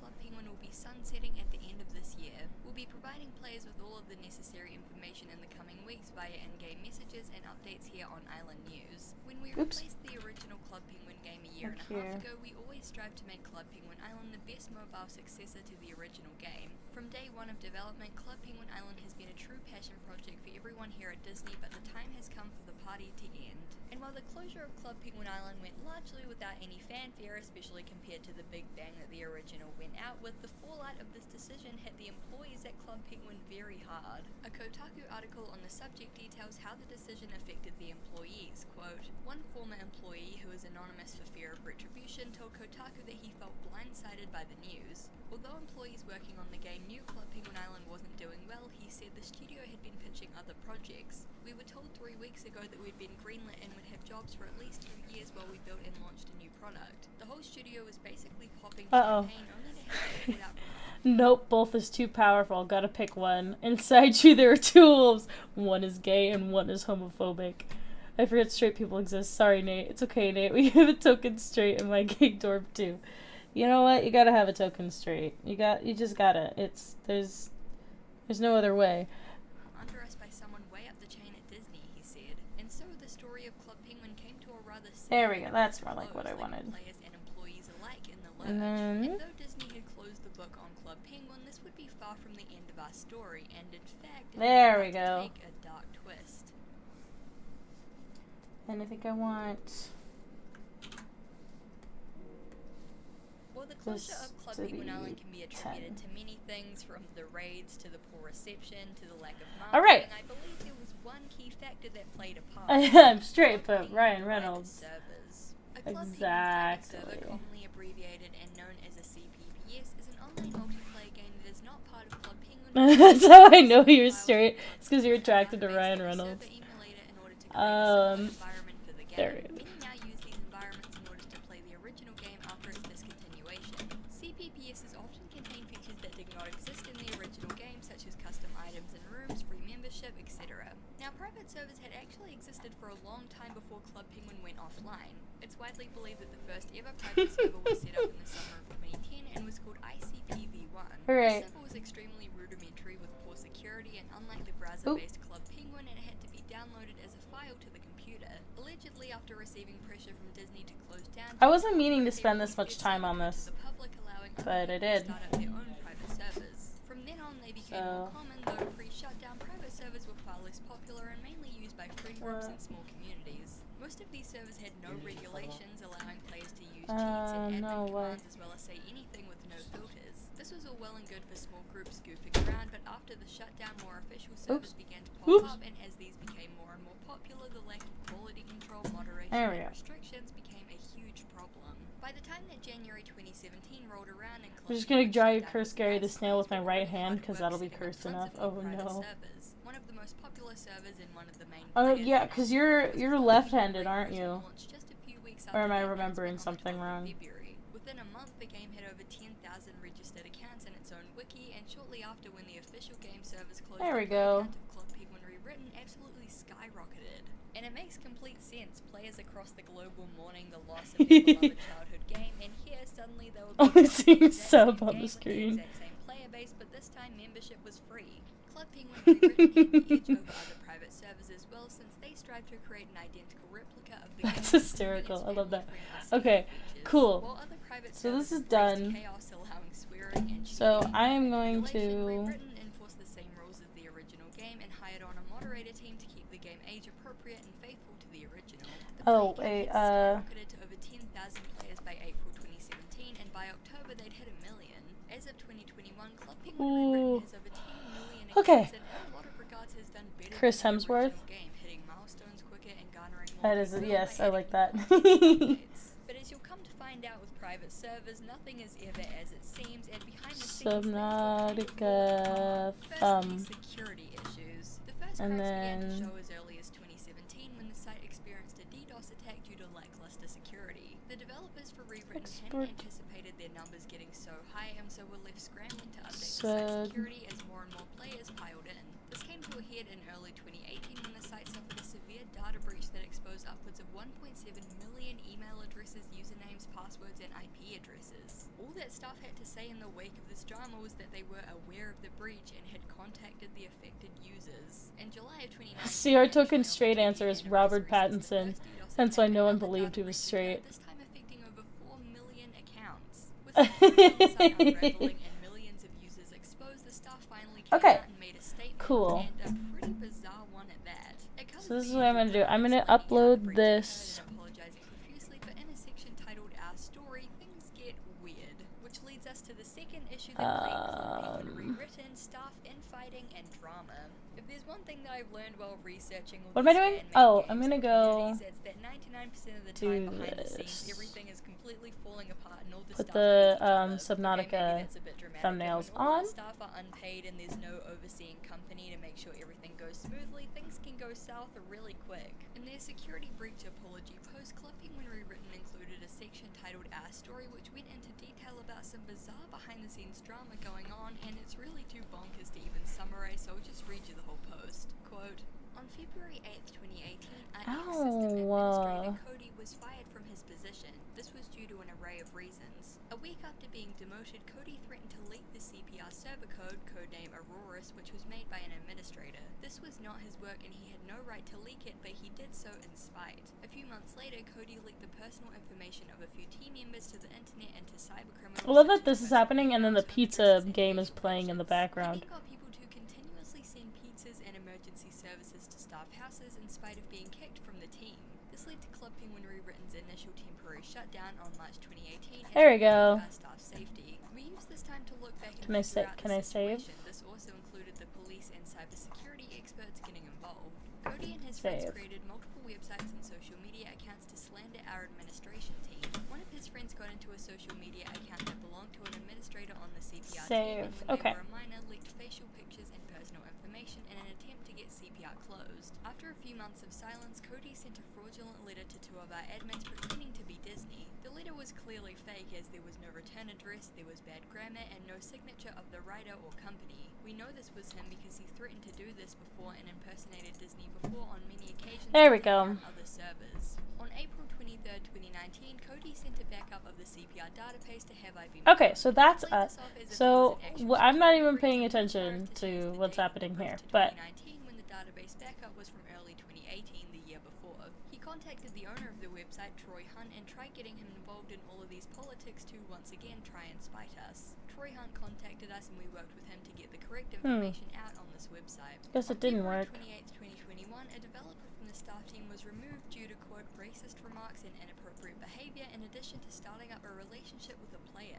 Due to the inherent unprofessionalism and power imbalance, this was heavily criticized and maybe it'll after take a this while to came change. light, Scott Anyway, posted an apology on Twitter explaining that I am going to go take a little bit of a break, get some water, stand up, stretch. stirred up again, however, when it came to light that multiple prominent staff members had been aware of this behavior for a number of years, but had failed to do a background check and had willfully ignored it for a Yes.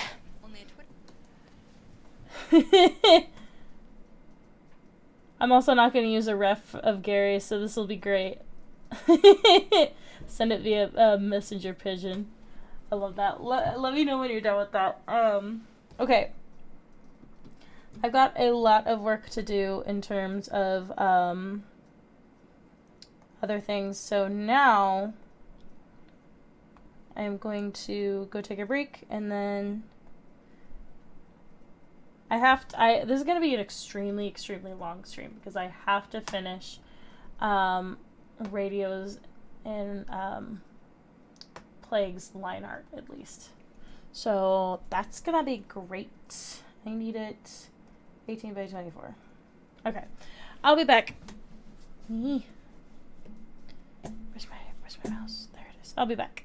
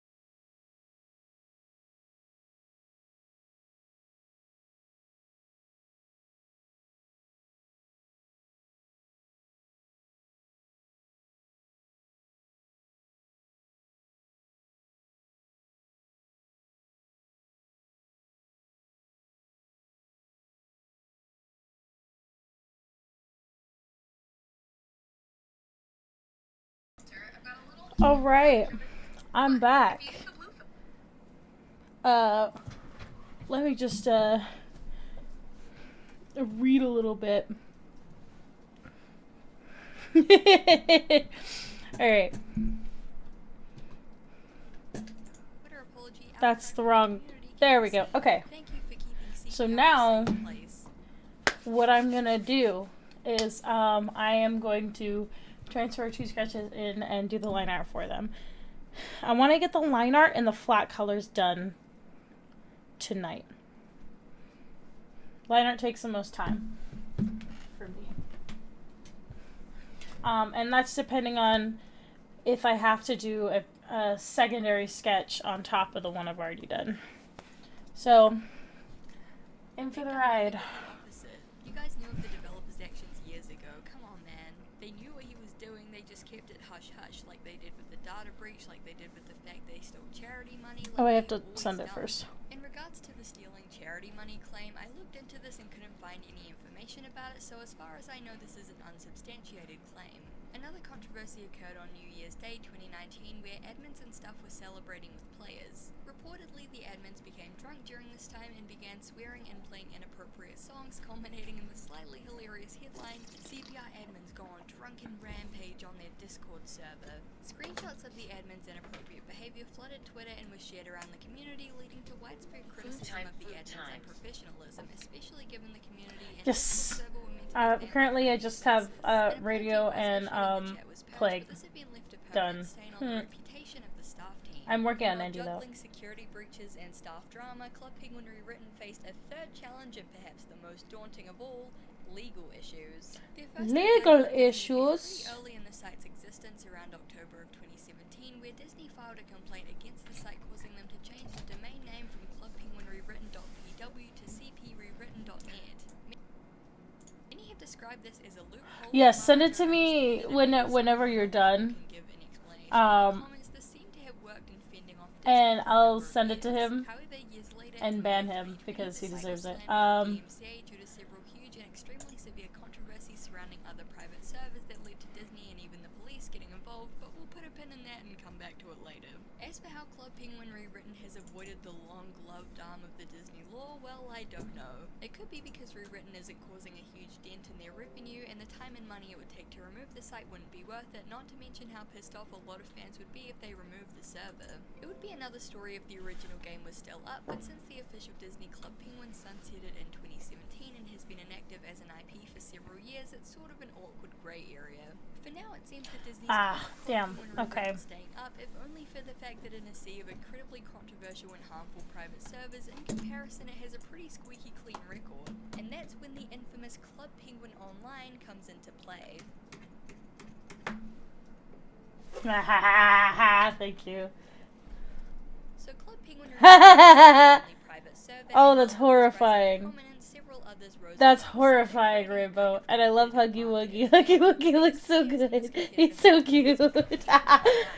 Oh my god. Okay. Nate, I have something to show you. I know he's gone, but... Well, buckle in. Information on Club Penguin Online is a lot more scarce than information on Club Penguin Rewritten, but we can put together some of the site's history using the various articles and I will let videos him that know. came out in the wake of the site's explosive controversy. CPO allegedly launched in 2018, and it quickly rose in the ranks. I love the little Huggy Wuggy though. He's so cute.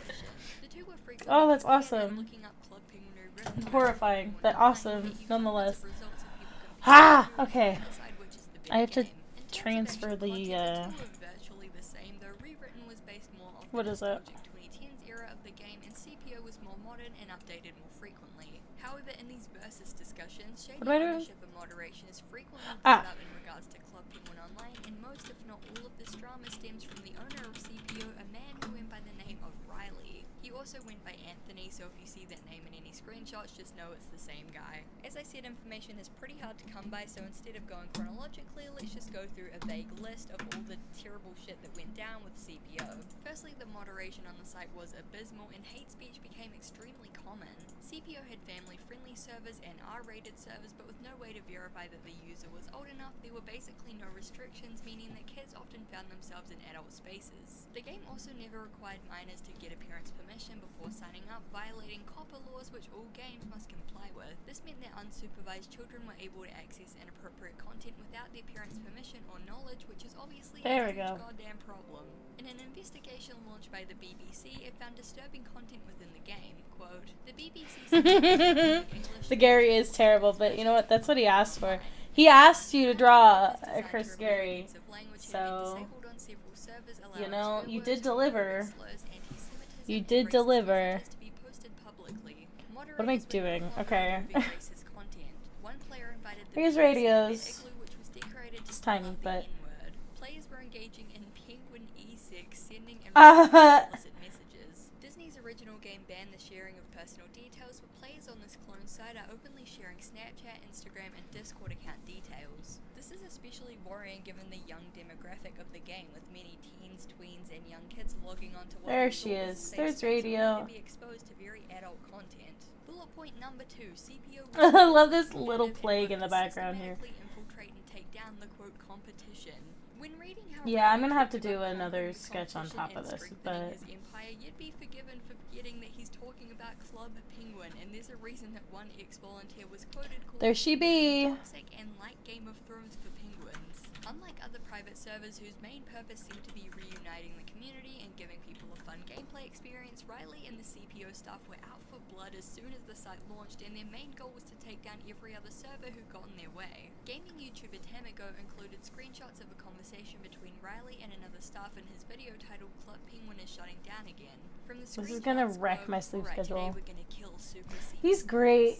He's really great. I want to show you his in a second. We must eradicate Super CPPS. When I'm done with this. We can't. Not yet anyway. Why? Why not build our empire by conquering the There we wicked go. CPPSs first? Another screenshot I found online shows Riley asking someone to convince the designers at Super CPPS to come and work on CPO, obviously in an attempt to take down the competing server by turning their own staff against them. It got so bad that anyone who said the word CPR or Club Penguinery written in the game would be banned, and this drew heavy criticism since curses and slurs were still perfectly fine according to CPO. This ridiculous and petty hatred for competing servers was present in the Discord as well, with staff members of other private servers being banned from the Discord. One ex-staff member claimed that instead of putting the ad revenue and earnings back into the game, Riley was pocketing the money for himself. Everything good, webcam? So adamant We all about good? pushing the competition and making CPO the most popular. An ex-volunteer who was a minor at the time spoke to the BBC about how Riley would force staff and volunteers to harass and attack other servers. Quote, the Club Penguin Online volunteer claims he was encouraged to carry out attacks on rival servers when he was a minor. I would find out and publish users' personal details like addresses, what they look like, their family's information. I carried out DDoS attacks on other users, and I would threaten people. The stuff that I did was similar to what happened to me, which affected my whole family, but I do feel really bad about it now. This leads us on to our third point, the bullying, harassment, manipulation, and doxing of many players and staff. Riley was so ruthless and had such an iron grip on the community that his staff were often called his minions, and this community has been likened to a cult. Multiple people have claimed that Riley made homophobic, transphobic, and racist remarks in the Discord, even muting and then banning one user after she mentioned that she was a trans woman. It was basically common knowledge that Riley would use the threat of doxing and swatting in order to get people to do his bidding, and this is abundantly clear with the Tamigo situation. As I mentioned earlier, gaming YouTuber Tamigo made a series of videos on Club Penguin Online and their shady practices, all of which garnered a ton of attention and helped to get eyes on the situation. In order to get revenge, the Club Penguin Online staff hacked into Tamigo's Snapchat account and sent explicit images to people on his friends list. They then claimed that they would use this as proof to quote-unquote expose him to ruin his credibility.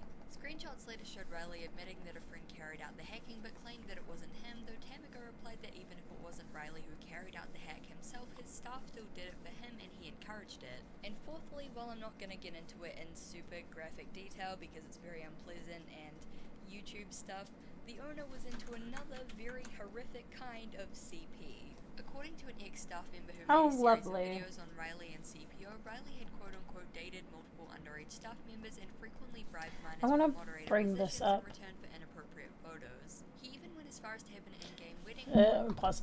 Genuinely, when I saw your dudes of Plague on your artful, I thought, when seeing the one where his face is all fucked up, Plague, you're getting scarily close to my character type. I'm really excited to have Plague as well because he's genuinely one of my favorite characters that I've ever made. He's very fun. He's fun to play too, because he's just science man. Uh-oh. Hate when this happens. Gotta bring it back. Click around with my mouse and then, oops, that's the other side. There we go. So I want to bring this One of these goes with hundreds of attendees. down. I'm not going to get into reading everything in detail. Fucked up because it is scientists quite are disturbing, great. but rest assured there are They're multiple very other great. screenshots of victims being targeted by Riley, as well as screenshots of They're Riley fun. and Why do you police think as one of my well favorite as characters is positions Rick? One Discord screenshot Like, of a CPO genuinely. staff member discussing Riley reads, quote, "How old is he? Like 25 or something. He asks for photos from underage girls, blackmails their families, leaks addresses and their photos, gives mods to girls who send them, bans whoever he doesn't want. He has about 8 banned Discord accounts from people reporting him, but nobody has the guts to go to the authorities. We're all terrified of Riley." Needless to say, people were outraged when they found out the disgusting and vile activities that this man had been engaging in, especially while running one of the biggest kids' websites out there at the time. He was systematically using his position of power to manipulate his army of staff through threats and abuse in order to weaponize them against innocent players and even other servers who had done nothing wrong.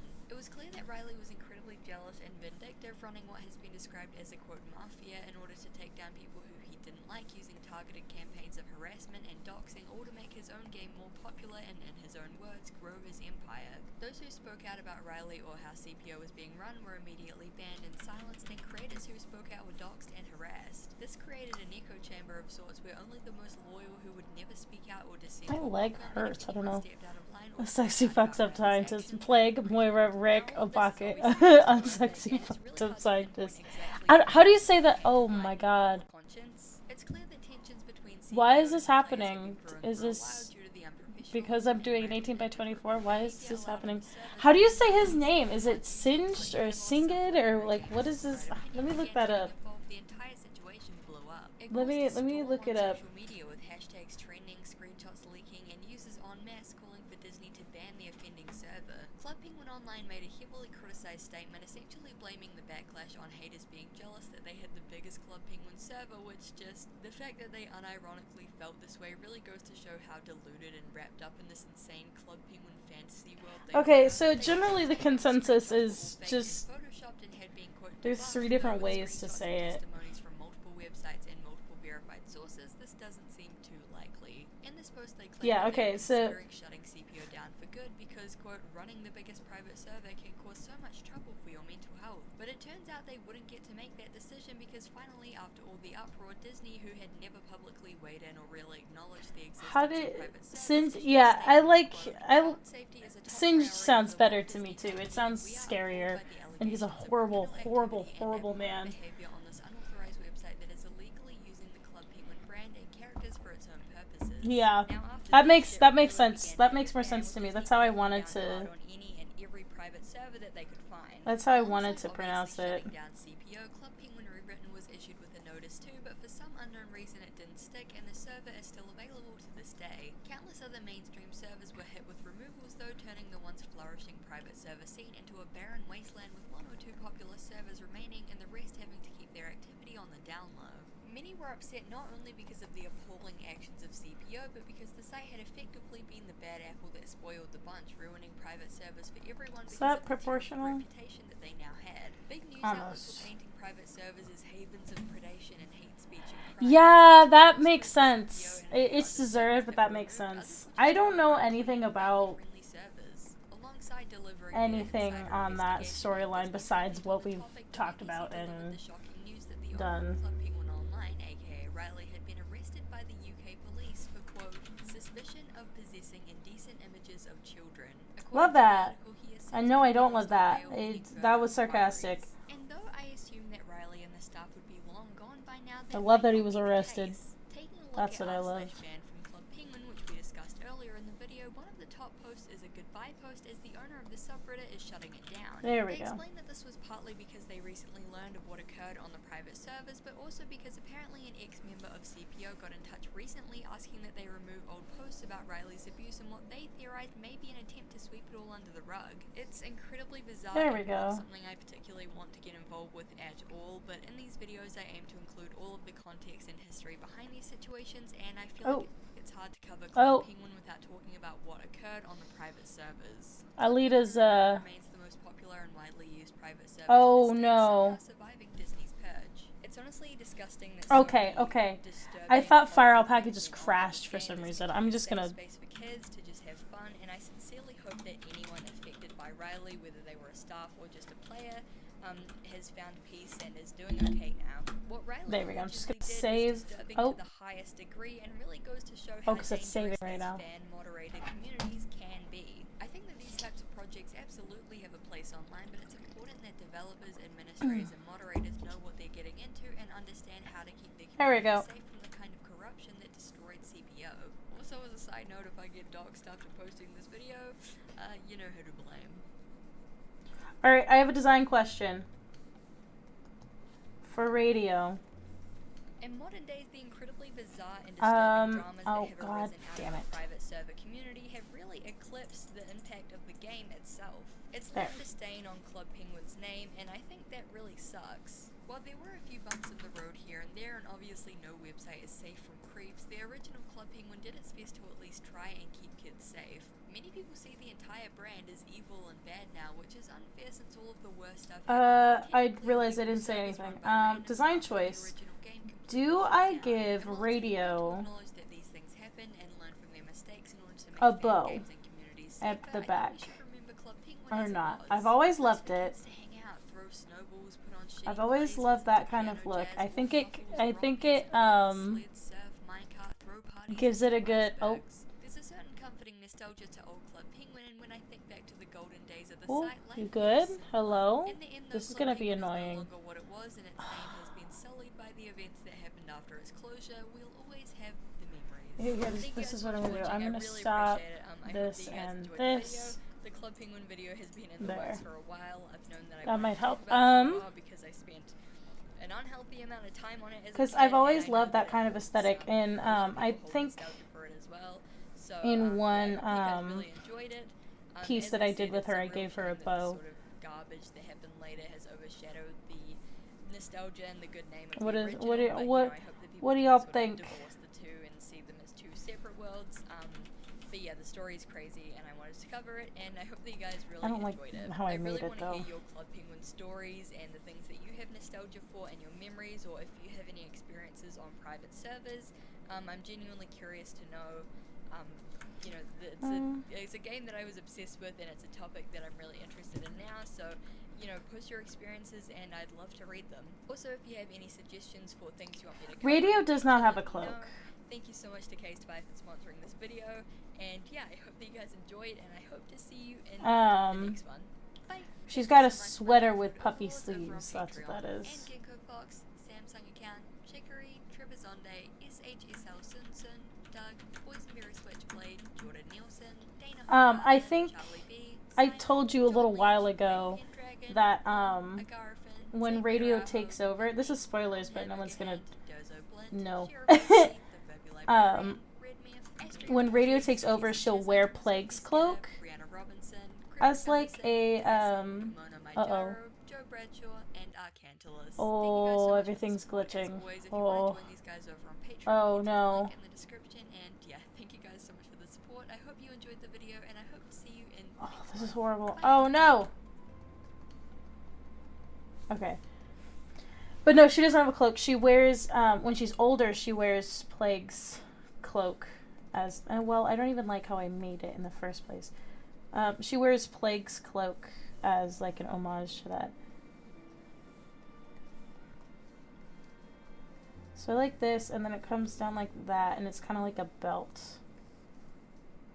There are a lot of games that I spent an unhealthy amount of time on as a kid. The My Oh, Little is this Pony Animal Jam? roleplay Yes. server on Roblox, the Warrior Cat server on Roblox, the Wolf MMO on Roblox. Actually, now that I think about it, a lot of them involved Roblox. There was Fantage and Free Realms and Wizard 101 and Club Penguin and Neopets and Pixie Hollow and Pop Tropica, and that's just scraping the surface. But I feel like everyone had that one game as a kid, that game that you'd spend all day at school thinking about, and then you'd rush home, and as soon as you got home you'd just spend your whole evening playing it. And for me, that game was Animal Jam. Developed by Wildworks and National Geographic in 2010, Animal Jam was Hey, go an for a boat? educational Okay. virtual world for kids to I play agree. games, chat with friends, and customize their own animal characters. As most virtual worlds tend to do, it devolved into a cesspool of scamming, glitching, hacking, drama, and controversy, and I'm here to talk about all of it. I've been wanting to make I think an I Animal like Jam that. video for quite a while, considering then, it has been most of my childhood I just tried to on it, use but it I like was my really iPad. shocked at just how many of you requested it. I get messages almost daily asking me to cover Animal Jam, so I'm really excited to cover something that's not only nostalgic for me, but hopefully for you as well. So without Fire further ado, Alpaca let's just get keeps into not the Animal responding. Jam deep dive.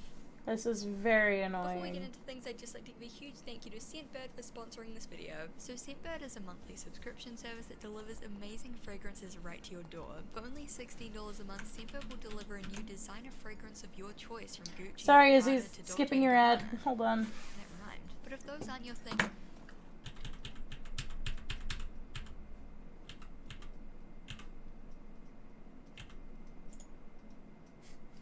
Cool. There we go. Come on, Fire Alpaca.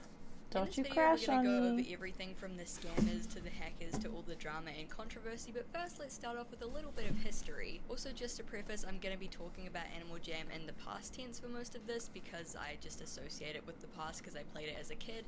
The game is still active and running, but I just wanted to explain why I'm gonna be referring to it in the past tense. Created in 2010, Animal Jam is a massively multiplayer online world for kids. Why where is they this can not play working? games, chat with friends, and customize their very own animal character and den. The game was a collaboration between the developer I think Wildworks and it's. the I don't National think it's Geographic yours. I think Society, it's and this was evident mine. from the game's quote-unquote educational nature. I The think, game aims to teach kids about the I'm environment having and some natural world by issues here. integrating educational Oops, that's not what I content wanted. throughout, though let's be honest, none of us really paid attention to it as kids. By 2011, just a year Oops. after its launch, AJ had already Oh, I'm reached breaking 1 million everything. registered Oh, I'm users, and by breaking everything. 2013, that number had skyrocketed to 10 Breaking million. it all. In-game, the staff team called themselves AJHQ and managed public relations, updates, There we and go. individual user queries. While the game had pretty humble beginnings, it continued to grow and update as the years Okay. went on, introducing premium currency systems, new areas and games, and tons of new animals. Weirdly enough, the early timeline of Animal Jam is pretty hard to piece together, as before 2011 there was no update blog or archive, and the update blog that did exist from 2011 to 2016 is no longer publicly available. However, Yeah, did I like manage the to bow. piece I a think lot of that it together balances from it out a little fan-made bit. blogspots and Weeblies, and also the Wayback Machine. While the game launched in late 2010, most of that year was taken up with game production and beta testing. We can see from this beta login screen that the iconic blocky art style had been solidified, but in comparison to newer login screens, it's a lot more dark and gritty and kind of mysterious looking. Also, the logo... Oh, it's probably beta bolt During then. the beta Yep, testing see, there it period, is. There was no membership, and the only 4 locations were Jamar Township, the Lost Temple of Zeos, Crystal Sands, and Seripia, later changed to Seripia It's my. Forest. I think Though it's my locations were webcam limited, it was clear mostly. from the map that other areas would soon be released. In the beta, Crystal Sands was a beach with sandy cliff tops Alright, instead of cool. a So I water think park, and other that's- locations had small cosmetic differences which would differ in the game's final release. There was also a unique den created specifically for the beta, known as the Beta Den, which was not available upon launch and has never returned to the game. Beta testing Cool, ended on okay, the and game's then launch this date, the is 10th of September, but testers her were actual gifted a month of head. free membership as a thank you. So I need It's to make also sure worth that noting this the is Coral Canyons proportional area was with added on everything the launch else. day as a sort of celebration slash thank you. Information on the rest of 2010 is fairly scarce, other than they made some social media accounts in October, I believe, and they also added achievements in December. Let's move on to 2011. Now, 2011 was a really big year for Animal Jam. In January, the Mount Chevere area was introduced alongside seals in the icy lake that everyone was convinced you could break and it would give you free rares and membership. One huge development that came during this year was the introduction of the trading system in March, but we'll get to that in more depth a little bit later. Apendale was added in April alongside the elephant, and I specifically remember it was around this time that I got my first membership because for some reason the elephant being added was the thing that pushed me over the edge and made me beg my mum to get a membership. I don't know what the appeal was, but it was very powerful. Interestingly, this update also added members-only emotes. I'm actually still kind of obsessed with the regular emotes. Like, I think if someone posted a tweet that was just this, I would lose it, but the members ones were animated and looked pretty nice. Another big update came in June, introducing pets. Basically, you could adopt and dress up these little pet companions, and yeah, it was kind of weird since you could like be a seal and get a pet seal and stuff like that. Kind of disconcerting, kind of a goofy Pluto situation, but you know, let's Whoa, here we go. pretend it's fine. Pets never really interested me, but they seem to be a popular incentive for kids to buy premium currency and memberships. So I think it's my The internet. Oceans of Jamar update in September of 2011. I remember Orally, this it's being a just like, huge nope, deal this at is the my time, as limit. not only did it introduce a bunch of new areas and animals, but opened up a whole underwater world. I mean, to be honest, looking back, the underwater levels are pretty much identical to the land ones, just with swimming animations instead of walking, but it felt really big. The update added 3 new areas, Crystal Reef, Bahari Bay, and Deep Blue, and introduced dolphins and sharks. In October, adding on to the previous update, a new ocean area called Carney Cove was added alongside turtles in the first ever underwater den. In comparison to the previous year, 2012 was far less exciting, but there were still quite a few updates of note. Horses, penguins, and octopi were released, with snow leopards and arctic wolves being the first animals released as gift card exclusives. Interesting little bit When the of webcam 2012 stops monkey trivia for ya. being all Monkeys, which weird, had been there one it of the is. 6 original animals from the beta, became endangered in March, with players not being able to buy them anymore. This was supposedly to raise awareness for endangered monkey species in the real world. In August, they were brought back after players had raised over 1 million gems in the conservation center. So, hooray! Later on in March, the rare tag was added to various items, which didn't seem like a big deal at the time, but it was huge, and rare trading became another key feature of the game. Most players made it their life goal to collect rares, and entire economies and trading systems were set up around these uncommon items, but we'll get into all that in more depth later. In May of 2013, diamonds were introduced as a premium currency alongside the diamond shop, which sold exclusive animals. This is gonna be really difficult if this is what it's happening. Introduced as sort of story-based challenges slash quests that you could play through to win gems and prizes. Later that year, in July, Canberra Outback was released alongside kangaroos, which was fitting given its decidedly Australian aesthetic. There's not much else to say about 2013, but one interesting little bit of trivia is that they briefly changed the map style to a more sort of sleek and lineless design, but ended up changing it back to the old version pretty soon after. At this point, I'm just going to discuss 2014 to modern day Animal Jam in one segment, because I feel like there aren't enough huge updates. I think I wanted to, like, each year its in own the segment. actual The most notable update was probably the Belush update in 2018, which added a whole new sketch. swamp-themed land. I wanted In the to years prior to the Belush update, though, AJHQ seemed to focus all of their attention on developing the new updated version of Animal Jam called Play Wild, which became available in early 2015. It was basically a newer version of the game with completely overhauled 3D graphics, available on iOS, Android, and as a PC download. While WildWorks kept the old 2D version of Animal Jam running, now renamed to Animal Jam Classic, they focused most of their attention onto the new 3D remake, which was changed from Play Wild to just Animal Jam. A lot of veteran players saw this as an insult and were pretty upset that the old nostalgic Animal Jam of their childhood had been put on the back burner in favor of a new, more monetizable Animal Jam. Unfortunately, neither game can be played through the browser anymore either, which is kind of sad because I feel like that was part of its charm, but they can be downloaded and played, and they can even be downloaded off Steam now. Years later, in 2020, WildWorks came out with an entirely new game called Feral, or Fair.Rel, I guess. This game uses a similar art style and aesthetic to Animal Jam, but is marketed towards a slightly older demographic of quote Gen Z teens, and is more of a crafting slash quest-based game rather than focusing on mini-games. It still has all of the traits of a virtual world for kids, like chatting and house decoration and character customization, and of course copious. So this is what I might have to do. Let's see. Of Feral. I played it a while back and it didn't really keep my attention, but the character designs and customization are honestly really cool. From what I can tell, the game is pretty popular, and it seems that WildWorks has succeeded in creating a quote-unquote transition game, because I think trying to do this on an actual 18 by 24 canvas is what's freaking it out a little bit. Despite the fact that Animal Jam hit its peak around 2014, it seems that WildWorks is Yeah, still running a pretty damn successful business all these years later. But we're not here to talk about Feral or Tunnel Town. We're here to talk about the OG Animal Jam. Despite looking relatively, so I think what I'm going to do is scale it down, and then when I'm done, I'll blow it up. Players as of 2020, and is honestly still pretty relevant in today's gaming world. So with all that out of the way, let's move on to the game because of the PNG, itself I can do that really nicely. Around it.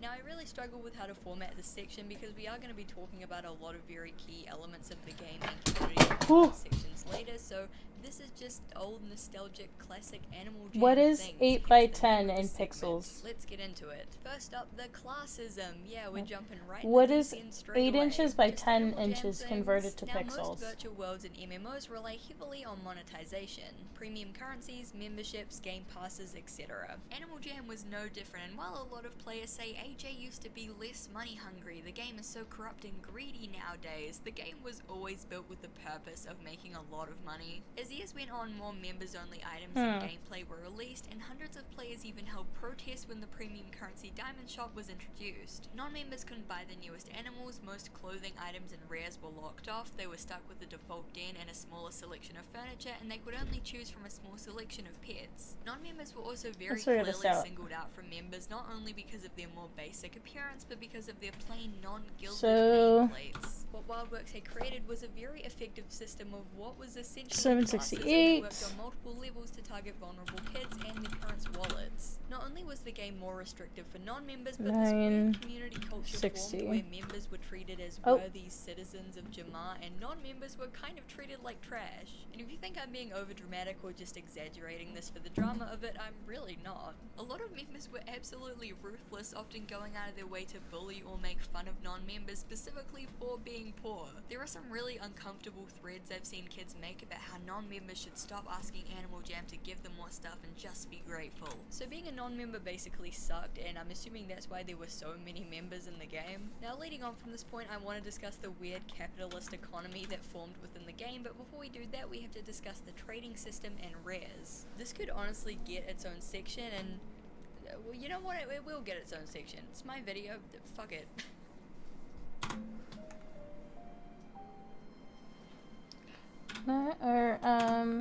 Using the trade system to acquire rares basically became the whole point of the game, with players spending all of their time feverishly searching for them. When Animal Jam first launched, there was no official trade system, and the only way to trade items was to send each other jamograms with items attached as gifts. Naturally, because this was solely based on trust, and most of the time the other person would never send you their part of the trade, a lot of people got scammed, and so a proper system was implemented. The new trade system was pretty simple. You put the items in the trade box, other people do the same, and you can click on each other and initiate a trade. There's an entire wiki based on valuing each item and advising players on just how much they're worth and what's a fair trade, because if you've ever played, you know just how common scamming is. And don't worry, we will get into that later. One of the most popular rare items were long black spikes, which players just called black longs or plainly spikes. These were released back in 2011 as a monthly member gift and basically became the basis of Animal Jam rarity. There were no official rarity charts or even different degrees of rarity in the game, they were all just listed as rare, so players made their own system using black spikes to Let's measure try this rarity. one more On the time. Animal Jam item worth wiki, for example, most items are listed by how many long black spikes they're worth. And just to give you an idea of how popular spike collars were as an item, there are currently over 73,000 comments on the item worth wiki page for them, and there are multiple literal essays on how these items play into the larger Animal Jam trading economy. On that note as well, the trading economy quickly became insane, with tons of like lingo that you needed to know, and every item had a different rarity, and you could only figure it out by word of mouth or by being scammed. As the years went on and after I stopped playing, I can only imagine it became One more more time. complex with AJHQ and tons of diamond items, rare item Mondays, item re-releases, and Chaos more. is It's back, basically and a whole mess at this unfortunately point, I'm and having a unless you hard were time an OG doing player, you probably wouldn't be able to break conversions. into the trading market There at we all go. these days. Actually, when you think about it, a lot of virtual worlds for kids and teens quickly become So, these I started capitalist doing nightmares Radio's with piece, completely and broken then economy. Alita started chugging along, I believe. That can't be...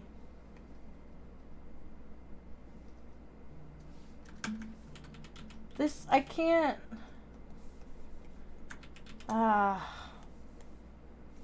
No. So all of that for nothing. You know what I'm going to do? You know what I'm going to do? I am going to do this. I'm just going to...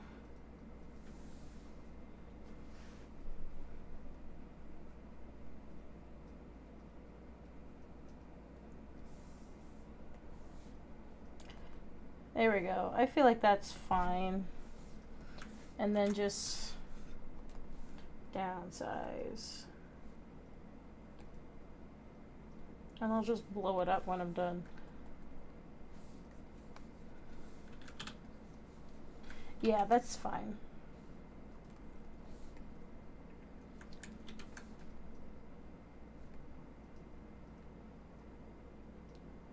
Yeah, that's what I wanted, because I moved the, I moved this... Excuse me. I moved the torso forward. Wonderful, wonderful, wonderful.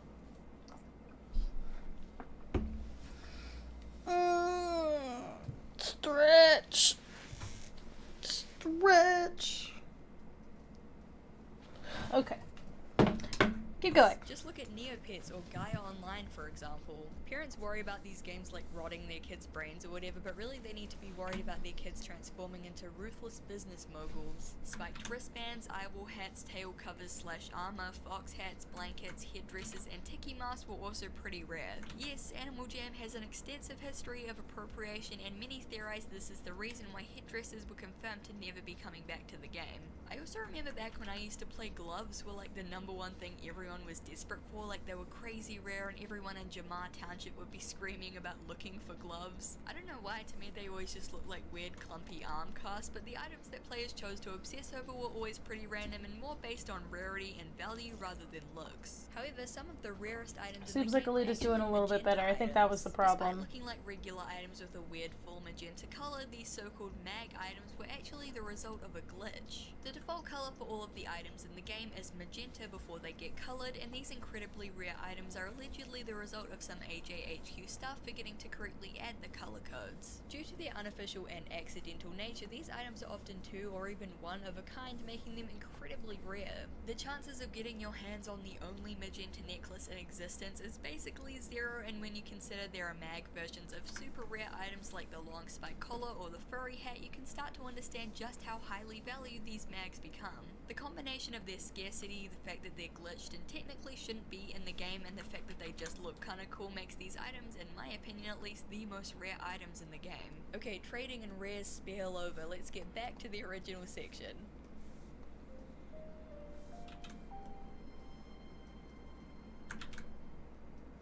So now that you're all caught up in the world of trading and rares, let's get back to our original point of classism and capitalism. In the world of Animal Jam, material goods basically determine your worth. The whole point of the game is basically to rise in the ranks by becoming quote-unquote rare by acquiring lots of rare and members-only items. You're judged by how you look and if you have a lot of material goods, and all of these things, Oh no. the rares, the membership, they all tie Oh, back into I haven't told them about the monetization. Tumblr I'm not sexy saying man. Animal I Jam don't is some believe. super evil capitalist hellscape or anything. I'm just saying they use a kind of insidious monetization method where it's not just about paying for better gameplay, but about paying in order to be respected by your peers. It's honestly a really interesting topic that has been discussed multiple times in regards to other virtual worlds and MMOs. Like, this isn't an exclusive thing to Animal Jam, but I thought it was interesting and worth bringing up. Damn! On a lighter note, while we're talking about just Animal Jam things, let's talk I about don't think I role-playing. have. While Animal Jam was intended to It's be an been educational learning 7 years and experience, I have wolves, not. It had edgy accessories and it had forest biomes, so naturally it was going to attract weird deviant kids who roleplayed as wolves on the school playground.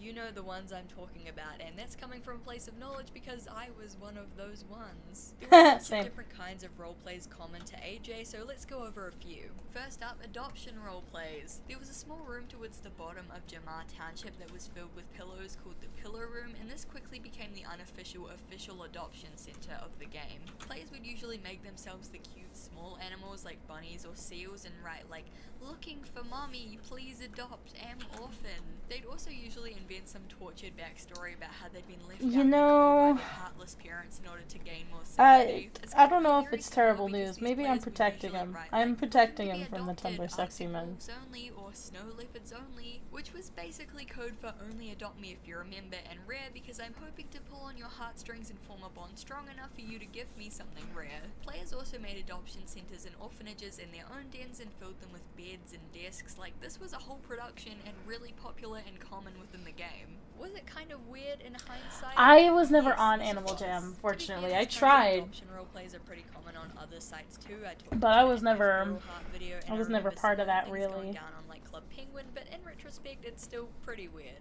Next up, edgy wolf roleplays. Like I Okay, said, so AJ Radia's really done. that 3 wolf Well, moon just shirt, her deviant wings. Sparkle Dog OC howling on the playground demographic of kids, so angsty wolfpack roleplays were common. These usually went down either in Serapia Forest, which was basically the designated RP zone in the game, or privately in someone's den, which they had decorated to look like a forest. Now, wolves were by far the most popular animal both in terms of RPs and the game in general, though these were eventually replaced with Arctic wolves and snow leopards, both of which were premium members only animals and therefore better. None of these marshmallow looking tigers. I remember there being a ton of snobbery with the different types of animals, like only Arctic wolves are able to be the alphas. These roleplays would also be super overpowered and filled with arguments, like every fight would be like, she bites him, ripping off his leg and completely blinding him, no miss, no dodge, back and forth with neither player ever taking any damage or admitting defeat. Good times. Leading on from these wolf RPs, there were also, of course, Warrior Cats roleplays. If you recognize the phrase WCRP Serapia, you get a veterans discount. These were honestly pretty similar to wolf roleplays, similarly taking place in Serapia Forest, mainly played by wolf characters and very overpowered and generally filled with arguments. Not much else to say here except if you went to Serapia, there was pretty much always someone begging you to join their warriors clan, and there was even a dedicated Animal Jam Warrior Cats roleplay wiki where all I was the for a little clans bit, wore but was when I was like 11, still more of a Webkinz Pixie Hollow kid, but I always played this one fashion game, I'm pretty sure. I always played Club Penguin and Wizard 101 and but there was something else. I don't remember what it, oh damn. I don't remember what it was. But there was something else, let me tell you. Pop, pop, pop, pop. Oh, Moshi Monsters, that's what it was. I always played Moshi Monsters. I was always a Katsuma. She was very fun. listed. Now let's move on to probably what is the funniest and most nostalgic section for me, weirdly, scammers and hackers.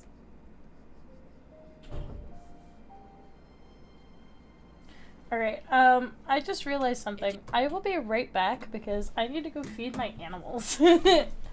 Forgot to do that, so I will go do that.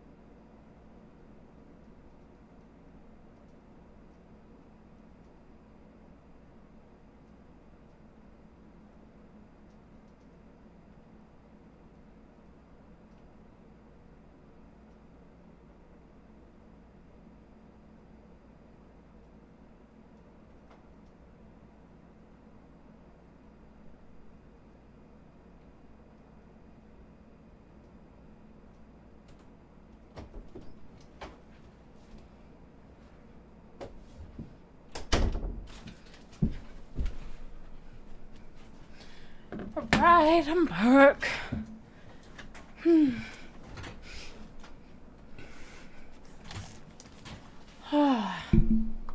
Sorry, this is taking forever. Wrong one. Video without talking about scamming and hacking. It was Scamming and ridiculously hacking. common in the game, and I think pretty much every player has a story of either being scammed or scamming someone else. As a kid, I honest to God had about probably 50 side accounts that I would use to transfer like gems and stuff to myself, but I registered them all under the same email Goodbye for a address, so second. I caught on pretty quick. I wasn't exactly the criminal mastermind that I thought I was. I also remember being scammed a few times, and one time I logged in and just like all of my items were gone, so I have no idea what that was about. Like I said, most people you talk to will have stories like this, and while it felt devastating and soul crushing at the time, now I feel like we can look back and laugh at it.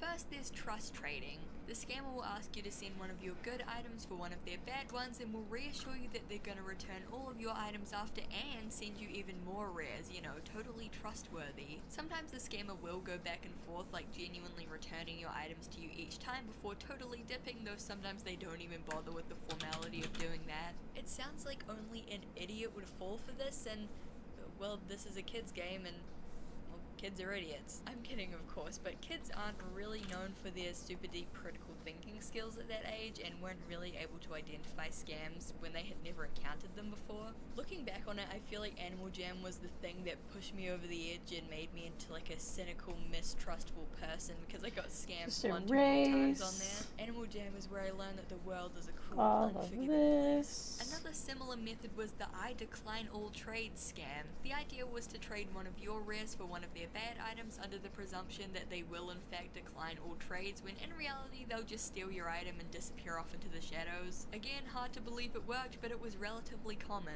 During the early years, it was also possible to get rares by calling up AJHQ and telling them that you'd been scammed out of a bunch of rare items, and I guess they didn't have the resources There we go. to check whether that was true, so they'd take you at your word and send you like, Radio, okay, so 3 Radio spiked gets collars that you'd wings. lost. Because she is a star child and like a literal star child, and you know that already, but it's kind of like supposed to be reminiscent of like an angel kind of, and also I just wanted her to have wings because I thought it was cool, so I worked it into her story. But yeah, she has wings to kind of be a more heavenly figure. she only uses them when she like gets super powered up with the star stuff. Yeah. Lost. Now, how well this worked really depended on how willing you were to lie to your parents that you'd been scammed on a virtual game, and how willing they were to call up the game itself. AJHQ did catch on to this as a scamming method though, and eventually they stopped replacing supposedly stolen items, since more than often the kids were just trying to get free stuff. You really gotta respect the hustle and how far we would go for rares back then.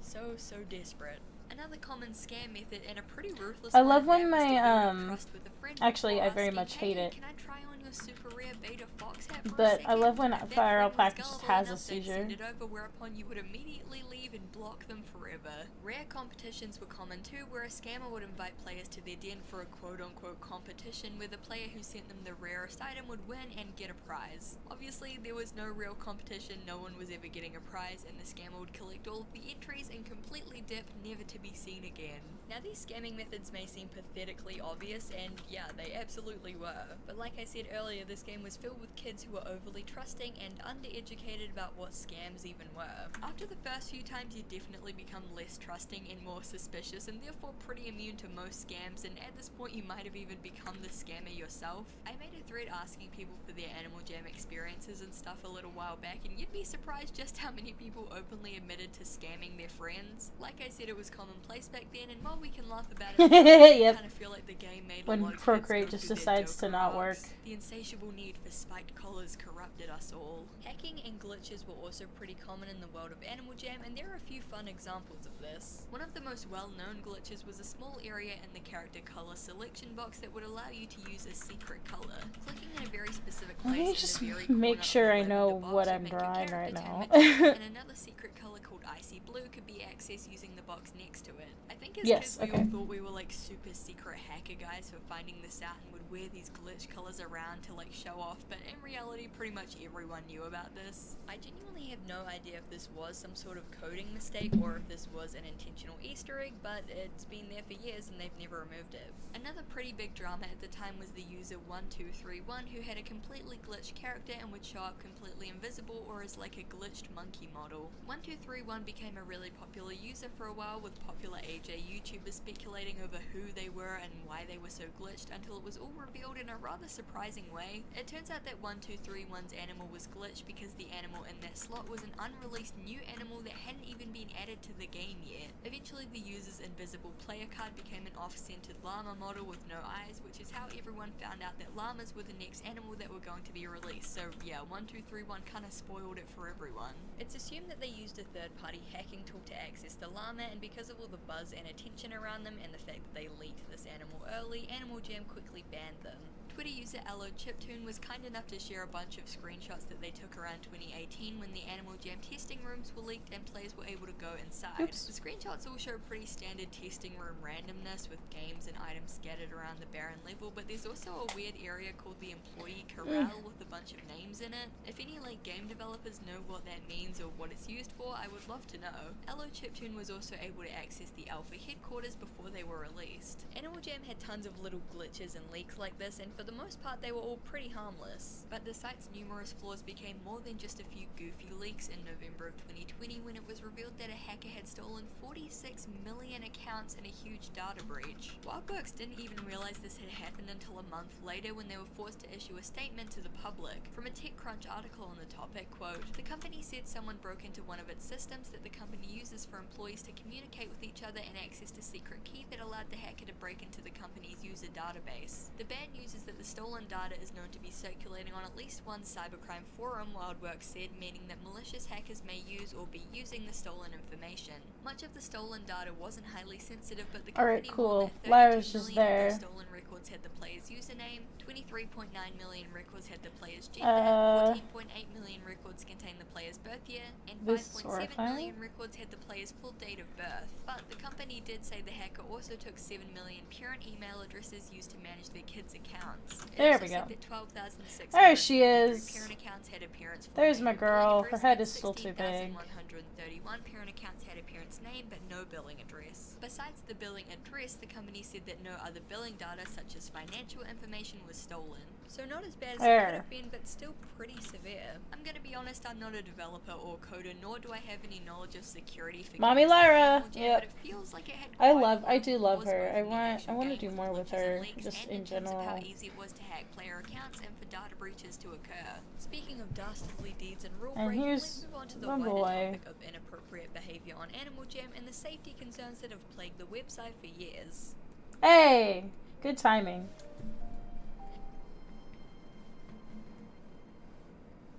While Animal Jam was advertised as a virtual world for kids and had copious censoring, players obviously found ways around this. Despite being a kids game, there was plenty of inappropriate activity in AJ, a prime example being the Pillow Room. If you played, that phrase just sent shivers down your spine. The Pillow Room was a building in Jamar Township containing a small room with a few pillows on the ground. As we discussed earlier, this room was often used as an adoption center or for adoption roleplays, but it was also often used as a place for two penguins who love each other very much to go, if you catch my drift. Yeah, the quote-unquote roleplays that took here got so graphic that AJHQ had to ban the use of the jumping emote over someone who was using the sleeping emote because, you know.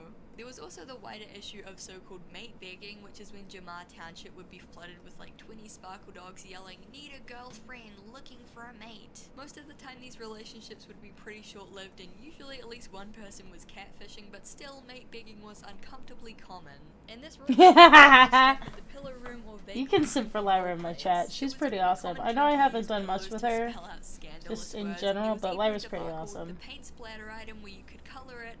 Yeah, you know what, I'm gonna stop there. For some unknown reason they removed the red paint splat item a few days after it went up in order to discourage violent roleplays, but it didn't see any way that this could be misused in some kind of inappropriate manner. I feel like- Another example of Animal Jam's weird and kind of nonsensical censoring is beds, or the lack of beds. The race car bed and princess beds were the only two bed items in the game, but were quickly removed because apparently adding beds enabled NSFW roleplay. Reminder, this is still in the game.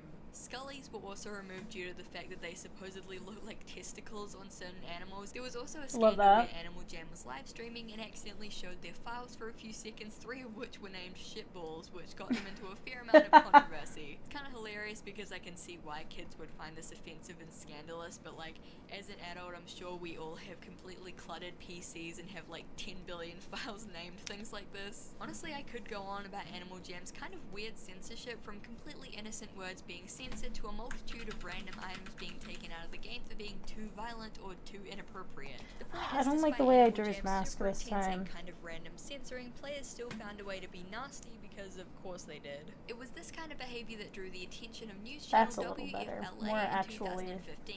In their now infamous news segment, Animal Jam Game Concerns mask-like. Mom, a mother explains why she will no longer allow her daughter to play Animal Jam. It's safe to say this 10-year-old is addicted to Animal Jam. In the game, you create animal avatars in a virtual jungle and talk to other players. I like the adventures, and I like trading and getting gifts on there. I mean, this is really sexually exploiting children. But this that's no. Some players in the game go too far with their graphic sexually charged conversations, using code words to avoid detection. He's the There are Birdman pictures with the on there, bad but posture. Still, unless you're actually saying sex, it's, you know, it's not going to catch it. Dawn is not letting her daughter play Animal Jam anymore, and she'd like to see the game pulled. I'm angry. I am angry because there's lots of children out there. Though arguably one of the funniest news articles I've seen. This avatar says he pulls his pencil out.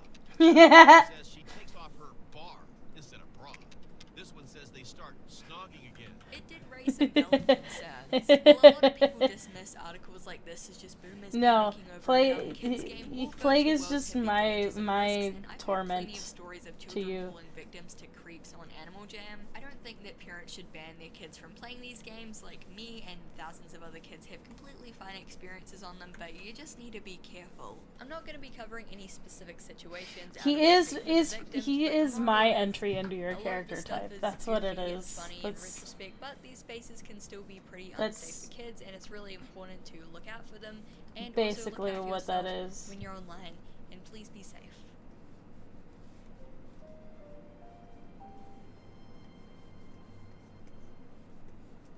Given the young demographic of a lot of these virtual world sites, rumors and urban legends are very quick to spread. The Webkins Killer and tipping the iceberg on Club Penguin are just a few examples that come to mind, and Animal Jam was no different. I'd like to know here that when researching this section, I stumbled back across all of these wonderful old fan-made Animal Jam blogspot websites with articles on how to get free items or guides to various It makes me miss when the I internet was absolutely less, like, that you centralized to can't just Twitter and Facebook or whatever. you and can't instead stop everyone me. had their own lovingly handcrafted Weebly site. We should bring that back. Anyway, some of the most common urban legends in Animal Jam were those that promised players free memberships or rare items if they could break the ice on Mount Chevere or the bridge at Coral Canyon. In both cases, jumping made them crack and appear like they were breaking, leading players to believe that this was a sign to keep going. Some believed that you needed an entire room to be jumping at the same time, so you got these massive jumping parties where everyone would be yelling like, break the ice, keep jumping, and it was all very epic and cinematic in our heads. Animal Jam HQ actually never spoke up about the validity of these rumors, and in fact kind of fueled the fire with this cryptic message which seemed to imply that Okay, they were there he true, is. which There they he be. weren't, so that His was head's pretty too big. weird. I guess they were doing a little trolling.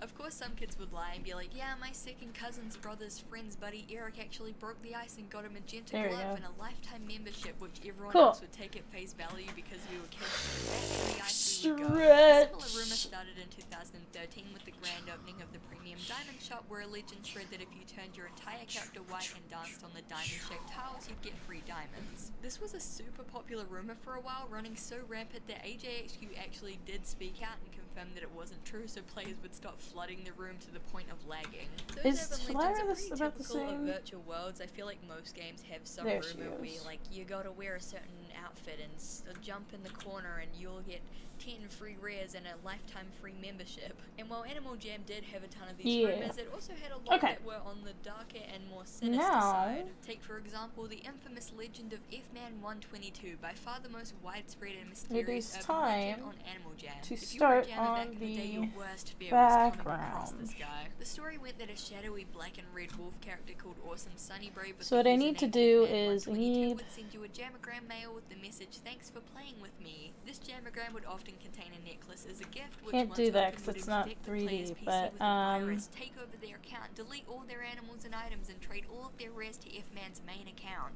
Basically, he was a big, bad, scary hacker man, and no one knew who or what he was, or if he was even real. Weirdly, a sort of fan base formed around F-Man 122, and players started shipping themselves with him and like thirsting over him. F-Man 122 is a Tumblr sexy man confirmed. Aside from that, That's not what I there's need. a surprising amount of fan art and fan creepypastas dedicated to the character, and it's clear that he was incredibly popular back in the day. As for whether or not he's real, well, there are conflicting accounts. There are plenty of screenshots of the hacker out there, and on multiple occasions people have been able to get into his den, but it's entirely possible that those are imposters or even just edited photos. There are also plenty of accounts of people seeing or being friends with or even being F-Man, but I feel like kids are pretty prone to lying about goofy stuff like this for like attention or just for fun, so without definite proof it's really hard to know. There's no doubt that hacking and glitches were rampant back then, but these mainly came in the form of other players scamming you or falling victim to free membership and free rare phishing sites. I don't even think it's possible to do what F-Man was supposedly doing, like glitching a jammogram so it infects someone's entire PC. Either way, the identity of Animal Jam's boogeyman remains a mystery to this day. Out of interest, if anyone genuinely did have any F-Man experiences, let me know in the comments, attempt to I do genuinely something do want to with know.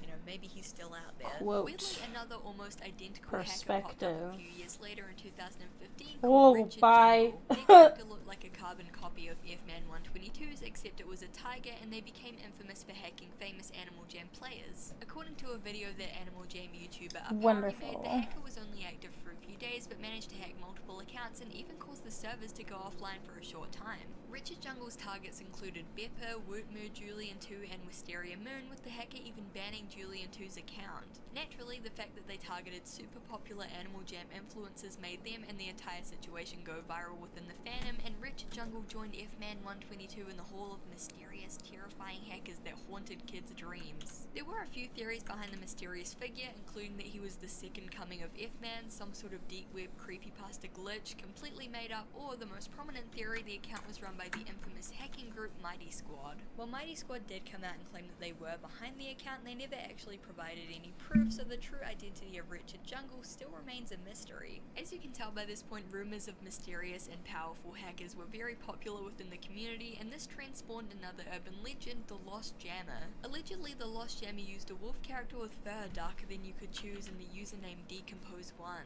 You could supposedly summon him by placing 3 tiki torches around a pillow, and there were even multiple clickbaity videos like "Summoning the Lost Jammer at 3 AM, you won't believe what happened." The damage that J-Station did to an entire generation of kids is unforgivable. Anyway, the story was obviously just a cheap creepypasta made to scare kids by riding on the coattails of F-Man 122, but that leads us into the wider discussion of Animal Jam creepypasta. The game actually has its own creepypasta wiki for spooky urban legends and stories, and it's totally brilliant. On one hand, it's really cool to see so many young writers getting into the internet horror genre and putting their stuff out there, but on the other hand, some of it is pretty funny. We have incredible titles such as Benzie 9876, A True Story, Blood on the Club Geo's Dance Floor, and 5 installments of the award-winning Cartwheel the Lonely Koala series. Okay, I fully take my sarcasm back after seeing this image. I'm shaking in my boots. I tried to get into my friend's den, but I was loaded into a dark room. I was alone in there, and it was very terrifying. Sorry for reading that one, you guys probably won't even sleep tonight now. Here's another little excerpt from a story called Don't Break the Ice. My animal screamed as Greeley got up to his paws as blood dripped from his torn stomach. His eyes were pitch black with a tiny red iris. The eyes were dripping black blood as I screamed as well. The other jammers watched in horror. Greeley tore my animal's head off as blood-red pixels came rushing from the neck. Greeley looked at me through the screen, and I felt breathing on my neck. My heart pounded fast, sending a message to my brain saying, "Don't turn around." Then the next thing I knew was that my headphones were pulled off and thrown at the floor as someone whispered in my ear, "Don't break the ice. Not even once. Period." Wow, I can't believe I made a creepypasta and it turned out to be good. Don't delude yourself, kid. The story is a steaming pile of crap. Things are heating up in the Animal Jam creepypasta wiki I see. It's all very Sonic.exe. Most of the creepypastas revolve around mysterious hackers or the in-game characters becoming sentient and enacting violence on the author or some I never variation knew. on the hyper-realistic blood eyes trope. But that's what creepypastas I genuinely all about. never To be knew honest, that you I earnestly could. love all of the stories on here. And these stories are still getting regular comments by kids saying how scary they are, so I'm really glad that a whole new generation of kids is able to enjoy these Use spooky these stories. as like vanishing Though you tend points. to outgrow this kind of stuff a little bit, I still remember being 10 and being terrified by these deep web, spooky Hacker Man stories, so I'm glad to see the tradition is alive and well. I honestly highly recommend the Creepypasta Wiki. Let's clean this up a All the little stories bit. there are great and it's a blast to read. Let's move on to our next section.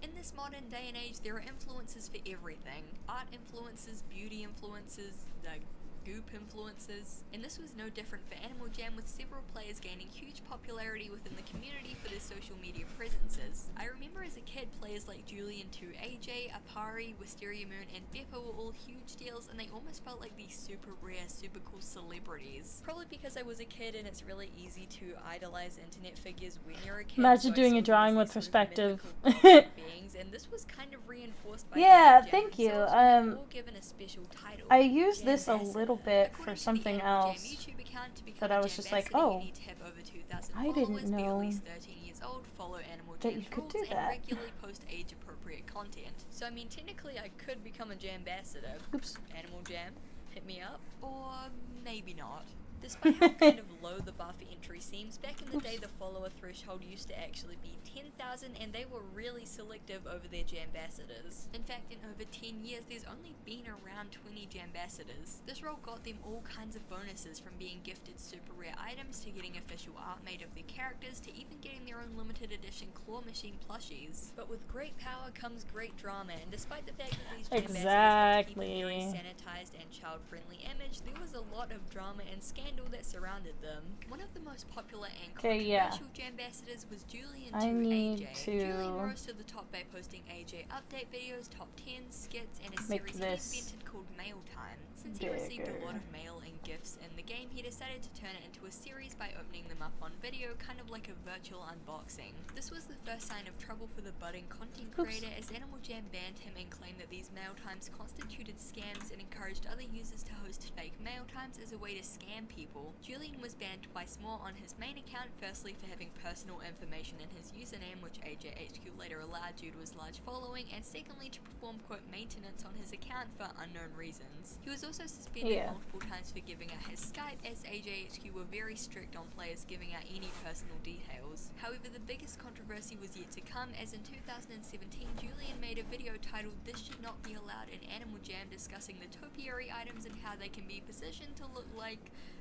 they're having fun in a striped club, if you catch my drift. This video was in good faith and intended to point out why these items should be removed or changed by AJHQ, but the content combined with the pretty graphic thumbnail offended them so badly that they banned Julian for 2 weeks and completely removed his Jambassador privileges. He was removed from the HQ group chat, removed from the channel banner, and all art, videos, and mentions of him were completely scrubbed. There's also a wiki page of all of the current and past Jambassadors, and Julian isn't even mentioned on that. Seems like a bit of revisionist history to me, wiki admins. Obviously devastated, Julian made a rather scathing post directed at AJHQ on Animal Jam, calling them out for using him as an asset for free advertising before dropping him. Honestly, I can see both sides. On one hand, it did seem that Animal Jam had a kind of weird and unprofessional relationship with their Jambassadors, putting a lot of responsibility on them to be these official community figures, when in reality a lot of them were just kids. I don't exactly know what communication was like between AJHQ and the Jambassadors, but it does seem pretty ruthless to wait 2 weeks before completely banning and kicking Julian out of the Jambassadors with no warning. Seems like something they maybe should have dealt with privately. On the other hand though, the game is targeted towards kids, and I'm sure a lot of under 13s both played and watched Julian's videos, so that thumbnail and the content of the video weren't really appropriate for that audience. Either way, because because of a combination of being kicked out of the Jambassadors and steadily declining views, Julian made the decision to quit YouTube. Wisteria Moon was another super popular Jambassador and actually still makes Animal Jam content, but has steered a bit more towards general gaming and streaming. Snowy Claw was a Jambassador and YouTuber who actually became an intern Well, at I messed it up AJHQ already. 2016 and now works full-time at Wildworks. This was a pretty big deal as it was the first time a Jambassador had actually graduated to full-time work within the company, and it caused a fair amount of buzz. Apari was by far the most popular Jambassador, and his channel became the most subscribed to Animal Jam channel of all time in 2016. His sister Beppa was also a popular e-celeb and Jambassador, but received quite a lot of hate throughout her career due to her admitting that she used to be a scammer. Now, a lot of the drama surrounding these two actually came after both of them became inactive, with Apari becoming a SoundCloud rapper and a quote-unquote drug addict because he went on some live stream and made some super cool and edgy comments about drugs. I like Adderall. I get a bunch of bad thoughts in my head when I smoke weed. I get a bunch of bad thoughts in my head when I smoke weed. He transitioned from family-friendly Animal Jam content to pretty stock standard SoundCloud. Okay, rap yeah, I vocals, think which that's were it. obviously not appropriate for kids and gained him a lot of hate. There is a conversation to be had about shifting into making sort of inappropriate content when you've cultivated a fan base of children, but, you know, whatever he chooses to do in his spare time, which mainly seems to be vaping, is his business. Next, we're going to talk about Scorm, and this is unrelated, but when I had my outline for this video written, I labeled this section Talk About Smork or whatever. He's not called Smork, he's called Scorm. I just had it wrong in my head. Anyway, Scorm was a pretty popular YouTuber and public figure in the Animal Jam community, but was suddenly banned alongside Jambassador Typical Rocky and a few other popular users for selling Animal Jam items for real money on eBay, with Scorm himself allegedly earning over $2,000 from selling. Now, obviously, off-site selling is a bannable offense, and while originally the accounts were suspended for a few days, AJHQ decided to turn this into a 20-day ban. Then, in a shocking twist, this 20-day ban turned into a permanent ban, and Scorm totally lost it, taking to Instagram to accuse Apari of orchestrating the whole thing. AJHQ themselves actually had to step in and make an Instagram post confirming that no, they don't just ban people because YouTubers tell them to, they ban them for legitimate reasons. However, this decision was called out as hypocritical since Apari himself had been accused of buying items on eBay but never received any repercussions from that, raising the issue of favoritism from the Jambassadors. If you haven't caught on by this point, Animal Jam HQ has a history of kind of dubious decision making.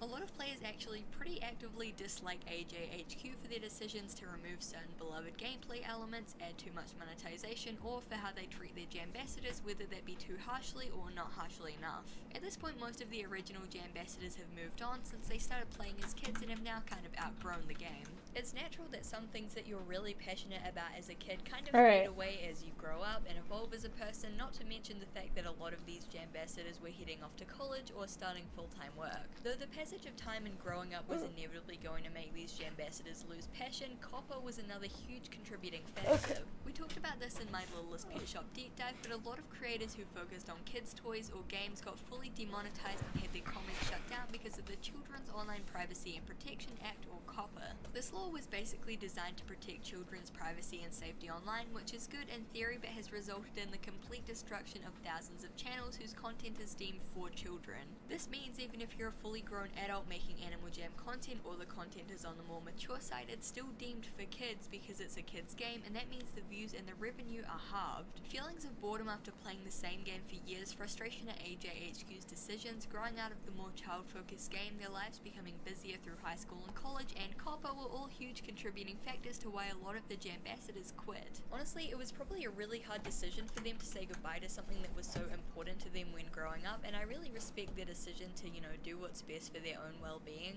It's pretty sad, but it's nice that a lot of them are still very public about their love for and fond memories with the game, even if it doesn't play an active part in their life anymore. Now, this last drama doesn't really relate to the I think Jambassadors, that but it works. does involve a famous person. That's right, we're talking about the 2018 Quackity raids. Now, Quackity is, he makes Minecraft content. Is he one of these dream SMP boys you guys are always talking about? If you don't answer that, I don't want to know. The point is, the dude is famous, and with over 4 million Twitch subscribers and 5 million YouTube subscribers, he has a lot of influence. And he uses this influence to raid children's games, from Movie Star Planet to Club Penguin to, yes, Animal Jam. In December of 2018, Quackity conducted the biggest raid on Animal That's Jam a to tree. date, sending the mods That's into meant to be a panic, tree. enraging the community, and going completely viral. Now, the Animal Jam mods were already well aware of the raid before it occurred and immediately went on the offensive, banning the words quack, quackity, and even the letter Q from the chat. They also updated their FAQs page to try and assure players that there was nothing to worry about and that the servers wouldn't I'll be add taken in down. details Upon later. seeing both Animal Jam HQ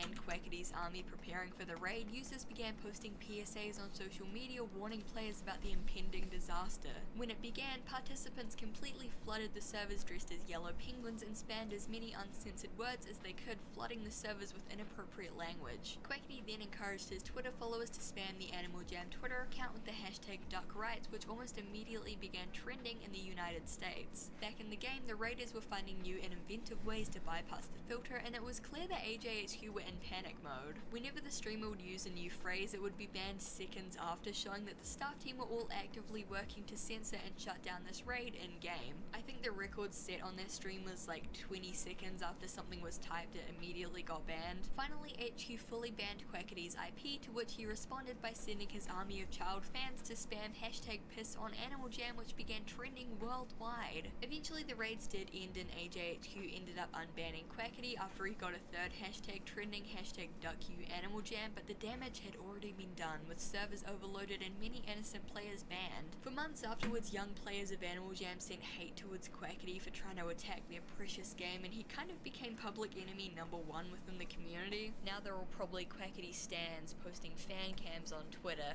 How soon we forget. Summing up all of the Jambassador drama, honestly most of it is just petty kid stuff. You'll find hate on pretty much every Jambassador no matter how clean their record is, and I think that's for a few reasons. Jealousy plays a big role. I mean, when you're 9 and all you want in the world is to be cool on Animal Jam, seeing other kids like you getting preferential treatment from the staff themselves is pretty rough. I think a lot of unfounded hate comes from that kind of jealousy, but a lot of it also comes from these kids seeing the Jambassadors as role models. As a kid, I'm sure it's really shocking and disappointing to see your favorite family-friendly YouTuber go from Animal Jam lore videos to talking about weed and pissing on a live stream. I'm gonna take a piss while I'm on live stream.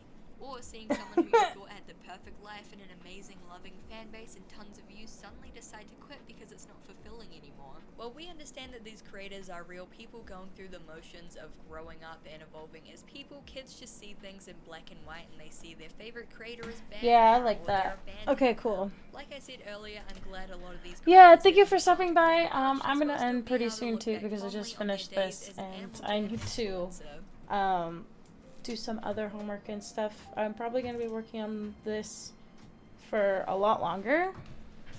But yeah, I think I am gonna stop now that I've kind of finished the preliminary sketch or the more developed sketch.